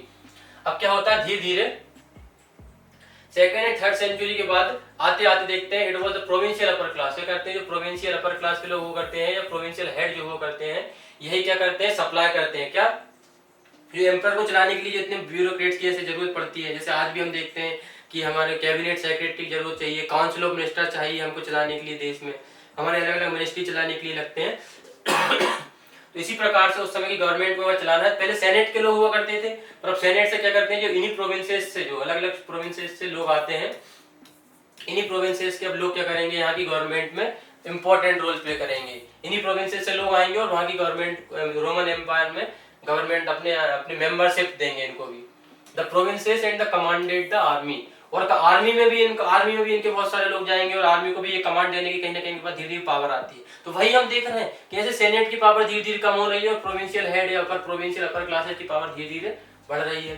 They came to form a new elite of the administrators and the military commanders. तो administration में भी अब important role कौन play करने लगे हैं, provincial upper class, provincial head. Provincial upper class important, administration में भी इनका इंपॉर्टेंट रोल होने लगा है, और मिलिट्री कमांडर्स भी बनने लगे इन लोगों से। Who became much of the more powerful than the senatorial class. देखो क्या लिखा है, more powerful than the senatorial class because they had backing of the emperor. क्योंकि एम्परर इनका सपोर्ट कर रहा है ना, प्रोविंशियल गवर्नमेंट का, प्रोविंशियल अपर क्लास का। तो कहीं ना कहीं सेनेट का क्या होगा, पावर धीरे धीरे कम हो जाएगी, सेनेट की पावर कम फेड होती जाएगी। तो कहीं ना कहीं क्या हो रहा है, ये ज्यादा पावरफुल हो रहे हैं, कौन, प्रोविंशियल अपर क्लास से ज्यादा पावरफुल हो रहे हैं। एडमिनिस्ट्रेशन में इनका इंपॉर्टेंट रोल प्ले कर रहे हैं भाई। अब प्रशासन में हमारा इंपॉर्टेंट रोल रहेगा, जितने भी इसमें करने वाले कर्मचारी लोग रहेंगे, गवर्नमेंट ऑफिशियल रहेंगे, वो हमारे यहाँ से आएंगे प्रोविंस से। मिलिट्री कमांडर जो रहेंगे उनमें भी हमारे यहाँ से आ सकते हैं, मिलिट्री के इंपॉर्टेंट ऑफिसर्स हमारे यहाँ बनेंगे। और इनको इतने पावरफुल कैसे हो रहे हैं, एम्परर उनके साथ दे रहा है, एम्परर इनके साथ मिला हुआ, किसके साथ, प्रोविंसेस के साथ। सेनेट की पावर कम कर रहा है। As this new group emerge the emperor बनता है, कौन है एम्परर, गैलिनियस। गैलिनियस आता है दूसरा emperor, consolidated their rise to power by excluding senators from military command. तो ये गैलिनियस क्या आता है, सेनेटर्स की पावर हटा देता है कि भाई आप मिलिट्री पे आप कमांड, आप बिल्कुल मिलिट्री का यूज नहीं कर सकते अपने पर्सनल यूज के लिए भी। ये देखो आगे करता है कि आप मिलिट्री का यूज अपने पर्सनल यूज नहीं करते, ना मिलिट्री आपको सर्व करेगी और ना आपको मिलिट्री अपने पर्सनल यूज के लिए उपयोग कर सकते हैं। गैलिनियस ये पावर भी उनसे छीन लेता है सेनेटर से, in order to prevent control of the empire from falling into their hand. तो कहीं ना कहीं फिर से जो मिलिट्री का उपयोग करके, क्या सेनेटर्स के पास अगर पावर होती मिलिट्री उपयोग करने की, तो ये विद्रोह कर देते। तो इनसे भी मिलिट्री की पावर भी छीन ली जाती है सेनेटर्स से, कि भाई अब अपने उपयोग के लिए, किसी भी कार्य के लिए अब सेनेटर्स क्या करेंगे, अपनी आर्मी का उपयोग नहीं कर सकते। तो कहीं ना कहीं इनकी पावर धीरे धीरे कम हो गई है, और सबसे ज्यादा पावरफुल कौन हो रहे हैं, प्रोविंशियल अपर क्लास। और सेनेटर्स क्या हो गए हैं, सेनेटर्स की पावर क्या हो जाती है, सेनेटर्स की पावर हो जाती है धीरे धीरे क्या हो जाती है, कम हो जाती है सेनेटर्स की पावर। तो सेनेटर्स हो गए हैं क्या, परेशान, सेनेटर्स की पावर कम हो गई है। और प्रोविंशियल अपर क्लास क्या जाते हैं, प्रोविंशियल अपर क्लास के क्या हो गए हैं, मजे हो गए हैं। तो प्रोविंशियल अपर क्लास हो गए हैं कौन, पावरफुल, और सेनेटर्स क्या हो जाएंगे, वीक हो जाएंगे। क्योंकि इनको किसका सपोर्ट है, प्रोविंशियल अपर क्लास को, इनको सपोर्ट है इनके राजा का, इनको किसका सपोर्ट है, अपने राजा का। ठीक है, तो आगे देखते हैं क्या। तो इस प्रकार से जैसे ये नियर नेम्स पोंटू कार्ड बना है, France first century BC, Roman engineers ने बनाया था, एक बहुत बड़ा ये स्ट्रक्चर बनाया था, एक जगह आसपास के तीनों कॉन्टिनेंट तक पानी फैलाने के लिए इंजीनियर्स ने कुछ ऐसा स्ट्रक्चर बनाया था, पानी ले जाने के लिए तीनों कॉन्टिनेंट में। किसने, रोमन एम्परर ने। उसका देखते हैं, to sum up in the late first second and third century the army and the administration were increasingly drawn from the provinces as the citizenship spreaded to these regions were far longer confined to Italy। अब धीरे धीरे क्या होता है, administration में important role play कर रहे हैं, प्रोविंशियल गवर्नमेंट का सिटीजनशिप भी धीरे धीरे इनकी बढ़ती जा रही है क्षेत्र में धीरे धीरे। तो क्या परिवर्तन आता है, but individuals of the Italian origin continue to dominate the senate. अब सेनेट में क्या होता है, इंपॉर्टेंट जो क्या होता है, जितने भी इटालियन ओरिजिन के लोग हुआ करते थे सेनेट में इंपॉर्टेंट रोल यही प्ले करते थे, और सेनेट के मैक्सिमम लोग यही हुआ करते थे। बट अब धीरे धीरे क्या हो जाता है, at least till the third century आते आते, अब थर्ड सेंचुरी आते आते हम क्या देखते हैं कि जो सेनेटर्स होते थे, when senators of the provincial origin became majority. अब प्रोविंशियल को हमने देखा पावर किसके पास आ गई है, प्रोविंशियल अपर क्लास के पास, सेनेटर्स की पावर कम होती जा रही है। और सेनेटर्स में कौन हुआ करते थे, majority of the people Italy के ओरिजिन हुए थे, इटली के जो जिसके पूर्वज वगैरह इटली है आसपास के क्षेत्र में रोमन एम्पायर हुआ करते थे, क्योंकि सेनेट में वही लोग आएंगे। लेकिन अब सेनेट की पावर धीरे धीरे कम हो रही है और प्रोविंशियल अपर क्लास की पावर बढ़ रही है। तो सेनेट में जो मेजॉरिटी ऑफ द पीपल होते थे वो भी धीरे धीरे कम होते गए हैं, और प्रोविंशियल गवर्नमेंट्स भी उसमें, प्रोविंशियल क्या बोलते हैं, प्रोविंशियल अपर क्लास भी क्या करती है, धीरे धीरे उसमें एंटर करती है। और प्रोविंशियल प्रोविंशियल अपर क्लास किसके, सेनेट के लोगों को ऐसे कम कर देती है। सेनेट मतलब सेनेट के लोग यहाँ कम, सेनेट में जो लोग होते हैं जो इटालियन ओरिजिन के होते हैं वो हो जाते हैं कम, और प्रोविंशियल अपर क्लास के लोग धीरे धीरे क्या कर जाते हैं, वहाँ पे majority of the people membership इनकी हो जाती है, किसकी, प्रोविंशियल अपर क्लास की। उसके बाद these trends reflected the general decline of the Italy. अब धीरे धीरे से क्या होता है, इटली में डिक्लाइन आने लगता है, इटली की पावर धीरे धीरे कम हो जाती है। Within the empire both political and economic, political भी डिक्लाइन आ जाता है, इकोनॉमिकली डिक्लाइन भी आ जाता है, क्योंकि भाई नई न्यू एलिट पावर आने लगी धीरे धीरे in the wealthier and more urbanised part of the Mediterranean. सबसे ज्यादा अर्बनाइज्ड पार्ट जो वो करते थे, और सबसे ज्यादा पावर किसके पास है, सेनेट का कोई रोल नहीं रहा। अब धीरे धीरे अलग अलग प्रोविंसेस पावरफुल होती जा रही है, तो इनमें सारे के सारे पॉलिटिकल डिक्लाइन आने लगेगा इटली में, इकोनॉमिक डिक्लाइन आने लगेगा, कोई सेनेट वगैरह नहीं बची। Such as the south of the Spain, Africa and the east, तो कहीं भी क्या होने लगा, जो जितने भी अर्बनाइज्ड पार्ट हुआ करते थे और जितने भी अर्बन सेंटर्स हुआ करते थे उनको प्रोविंसेस बना दिया गया, और प्रोविंसेस बना दिए गए तो सारी की सारी पावर सेनेट से किसके पास शिफ्ट हो जाती है, प्रोविंशियल अपर क्लास के पास, और प्रोविंशियल अपर क्लास के मेजर लोग ही क्या बन जाते हैं, सेनेट के मेंबर बन जाते हैं। अब सेनेट भी हमारी हो गई है, किसकी, प्रोविंशियल अपर क्लास की। A city in a Roman sense was urban center with its own magistrates। अब देखो, अब हर एक प्रोविंसेस हैं, अलग अलग नगर है जो अर्बनाइज सेंटर है, इसमें क्या करते हैं, रोमन एम्पायर के होते हैं, सबके एक एक सिटी का क्या होता है, एक मजिस्ट्रेट होता है जो यहाँ पे क्या करेगा, एक सिटी काउंसिल होती है, एक परिषद होती है जो इन सब चीज के बिहाफ पे रूल लेगी, एंड अ टेरिटरी, और एक पर्टिकुलर उसकी क्या रहेगी, टेरिटरी रहेगी, कंटेनिंग विलेजेस, और उस टेरिटरी में छोटे छोटे क्या होंगे, गाँव होंगे। जैसे मान लेते हैं ये एक प्रोविंस है, यहाँ पे छोटे छोटे क्या होंगे हमारे, ये छोटे छोटे हमारे गाँव होंगे, ये छोटे छोटे गाँव होंगे यहाँ पे, ये पूरी की पूरी एक प्रोविंसेस की क्या है, टेरिटरी है, छोटे छोटे गांव बना दिए गए हैं, छोटे छोटे गांव होंगे प्रोविंसेस में, और यहाँ पे एक इसका क्या होगा, इंपॉर्टेंट सेंटर होगा, ये क्या होगा, एक इंपॉर्टेंट सेंटर होगा, ये बड़ा वाला रीजन, ये हमारा इंपॉर्टेंट सेंटर है, ये मेजर सेंटर है, ये इंपॉर्टेंट सेंटर होगा, और बाकी आसपास के क्षेत्र में गाँव रहेंगे, और यहीं पे क्या रहेगा, मजिस्ट्रेट बैठेंगे। कौन कौन बैठेंगे यहाँ पे, हमारे मजिस्ट्रेट बैठेंगे, मजिस्ट्रेट यहाँ पे बैठेंगे, एक सिटी काउंसिल, अब इसी सिटी की क्या होगी, सिटी काउंसिल होगी, क्या होगी, एक काउंसिल, सिटी की एक काउंसिल होगी, और यही पर्टिकुलर क्या होगा, यही क्या होगा, ये टेरिटरी पूरी की पूरी जो टेरिटरी रहेगी इसी क्या बोलेंगे हम, प्रोविंस। तो ये पूरा पूरा एक प्रोविंस रहेगा, जैसे मजिस्ट्रेट है, काउंसिल है, और आसपास के छोटे छोटे क्या है, विलेजेस होगी, यही हमारे प्रोविंस बन गए। और इस प्रकार से इनका मजिस्ट्रेट ही क्या करेगा, इनका ज्यूरिडिक्शन करेगा, इन सबसे संबंधित जितना भी डिसीजन लेना है ज्यूरिडिक्शन कौन के हाथ में आएंगे, मजिस्ट्रेट के हाथ में। इस प्रकार से प्रोविंसेस का एडमिनिस्ट्रेशन चल रहा था। कैसे, सिटी काउंसिल है, उसी सिटी में एक मजिस्ट्रेट बैठा हुआ है, विलेजेस और एक पर्टिकुलर प्रोविंस हो गया। तो ऐसे छोटे छोटे प्रोविंस में इसी प्रकार की गवर्नमेंट, इसी प्रकार का एडमिनिस्ट्रेशन स्ट्रक्चर चल रहा था पूरे रोमन एम्पायर में।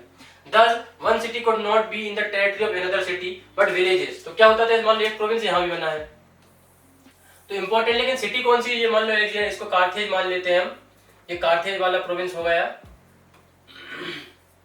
मान लो एलेक्जेंड्रिया वाला इसको मान लेते हैं, ये एलेक्जेंड्रिया हो गया, ये क्या हो गया हमारा, एलेक्जेंड्रिया, ये हमारा क्या होगा, एलेक्जेंड्रिया वाला रीजन।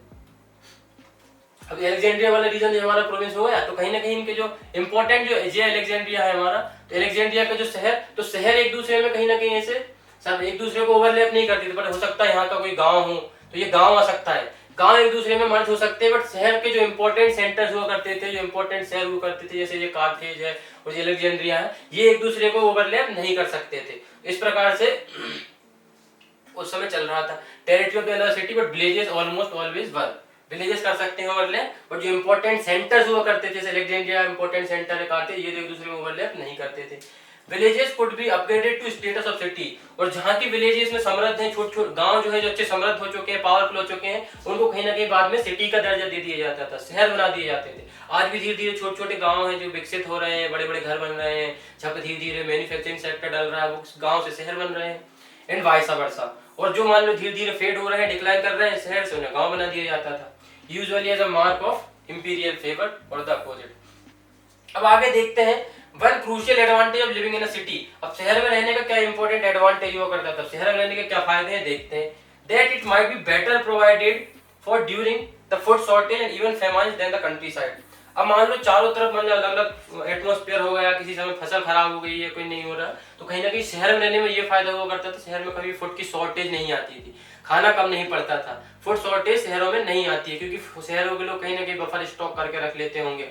लेकिन आसपास के क्षेत्र में गांव में रहने वाले लोगों को फूड शॉर्टेज आती है, उस समय ऐसा चल रहा था, इसलिए शहर में रहना ज्यादा फायदेमंद हुआ करता था। डॉक्टर गैलन और how Roman cities treated countryside, इसमें यह बात की गई है कि कैसे अलग अलग समय पे जो क्या होता था कि जैसे ही गांव पे एग्रीकल्चर के बाद फसल उगा दी जाती थी, फसल को काट दिया जाता था, तो उस फसल को ले जाकर शहर में जाके शहर के लोग खरीद कर ले जाते थे और अपने पास क्या कर लेते थे, स्टॉक कर लेते थे हर चीज का। लेकिन फिर एक सब मौसम से दूसरा मौसम आने के बाद गांव के क्षेत्रों में क्या होने लगता था, फैमान आ जाता था, भूखमरी आने लगती थी। अब गांव के लोग क्या करें, तो वो क्या करते थे, कहीं पेड़ के पत्ते खा रहे हैं, पेड़ की जड़ खाने लगते हैं, तो क्या इसीलिए शहर में रहना ज्यादा क्या होता था, बेनिफिशियल होता था। शहर में रहना इसलिए ज्यादा बेनिफिशियल होता था क्योंकि यहाँ पे कभी भी फूड की शॉर्टेज नहीं आती थी, क्योंकि फसल गांव से जैसी फसल कटती थी, शहर के लोग सारा का सारा जितना भी मटेरियल है, फूड मटेरियल है, उसको प्रोक्योर करके अपने शहरों में ले जाया करते थे, इसलिए शहरों में रहना ज्यादा बेनिफिशियल हुआ करता था।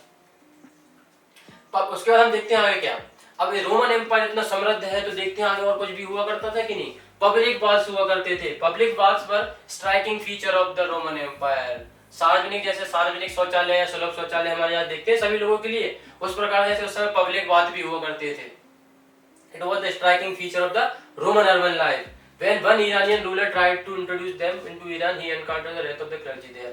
अब देखो क्या करता है, ईरान में भी इस प्रकार की उन लोगों ने ट्राई किया कि हम ईरान में भी ऐसे पब्लिक बात बनाते हैं, पर वहाँ के भाई क्लर्जी क्लास ने बोला, जैसे जो पोप होते हैं, जो फादर हुआ करते हैं क्रिश्चियन, उन लोगों ने बोले नहीं भाई हम ये पब्लिक बात वगैरह नहीं बनाएंगे। क्यों नहीं बनाएंगे, क्योंकि water was sacred element and it was used for public bathing may have seemed a discretion to them. तो कहीं ना कहीं जल को पवित्र मानते हैं वहाँ के लोग, फादर वगैरह जो पोप हुआ करते हैं, वो जल को पवित्र माना करते थे कि भाई जल बहुत पवित्र होता है, हम इसको इस प्रकार से नहीं उपयोग में नहीं आने देंगे। And urban population also enjoyed much higher level of entertainment. और जितने भी शहर में रहने का और क्या फायदा है, एक तो फूड शॉर्टेज भी नहीं पड़ रही है बहुत, और यहाँ पे क्या सबसे इंपॉर्टेंट चीज क्या है, यहाँ पे एंटरटेनमेंट हो रहा है।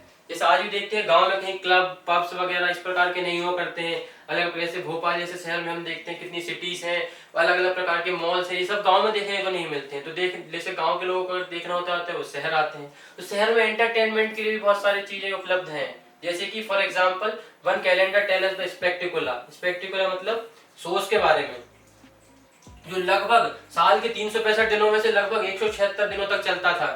शो चलते थे, लगभग शो चलते थे पूरे साल के 176 दिनों तक। किस प्रकार के शो चलते थे, अलग अलग प्रकार के। हमने कोलोजियम के बारे में देखा कि कैसे बहुत बड़े कोलोजियम में बड़े बड़े योद्धा आ रहे हैं, वॉरियर्स आ रहे हैं और ये युद्ध करते हैं, लोग मिलकर स्टेडियम जैसे वो रहता था कोलोजियम, उसमें बैठकर लोग देख रहे हैं, लोगों का एंटरटेनमेंट हो रहा है। तो इस प्रकार से लोग अर्बन सोसाइटी, अर्बन लाइफ हुआ करती थी, लोगों की पब्लिक बात कैसे हुआ करते हैं, कैसे एंटरटेनमेंट के लिए लगभग साल के 176 दिन तक वह एंटरटेनमेंट चलता था, इस शोज हुआ करते थे अलग अलग।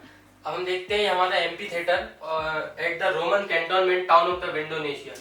विंडोनेशिया जो हमारा रोमन एम्पायर का रीजन है, एक टाउन है जो कहाँ पे हमारे आज मॉडर्न डे में स्विट्जरलैंड में पड़ता है, फर्स्ट सेंचुरी में। इसको किस लिए, मिलिट्री ड्रिल के लिए यूज किया करते थे। किस लिए, मिलिट्री वगैरह के लोग अपने ड्रिल किया करते थे यहाँ पे। कहाँ पे, इसी रीजन में मिलिट्री लोग ड्रिल कर रहे हैं, अपने अपने युद्ध की तैयारी कर रहे हैं, और एंटरटेनमेंट पर्पस के लिए भी मिलिट्री वाले लोग या सोल्जर्स इसका क्या करते थे, उपयोग करते थे। हमें वहां से प्राप्त हुआ है, इटली रोम वाले रीजन से। तो इसी के साथ हमारा टॉपिक होता है कंप्लीट। तो रोमन एम्पायर ने यह साबित किया कि कैसे एक मजबूत कानून व्यवस्था और एक अच्छा प्रशासन एक इतने बड़े साम्राज्य को एकजुट करके रखती है। और आज की हमारी सरकारें भी कुछ इसी प्रकार की नीतियों का उपयोग करती हैं अपने राज्य को, अपने देश को चलाने के लिए। तो हमारा टॉपिक होता है complete. Don't forget to like, share and subscribe. Thank you very much.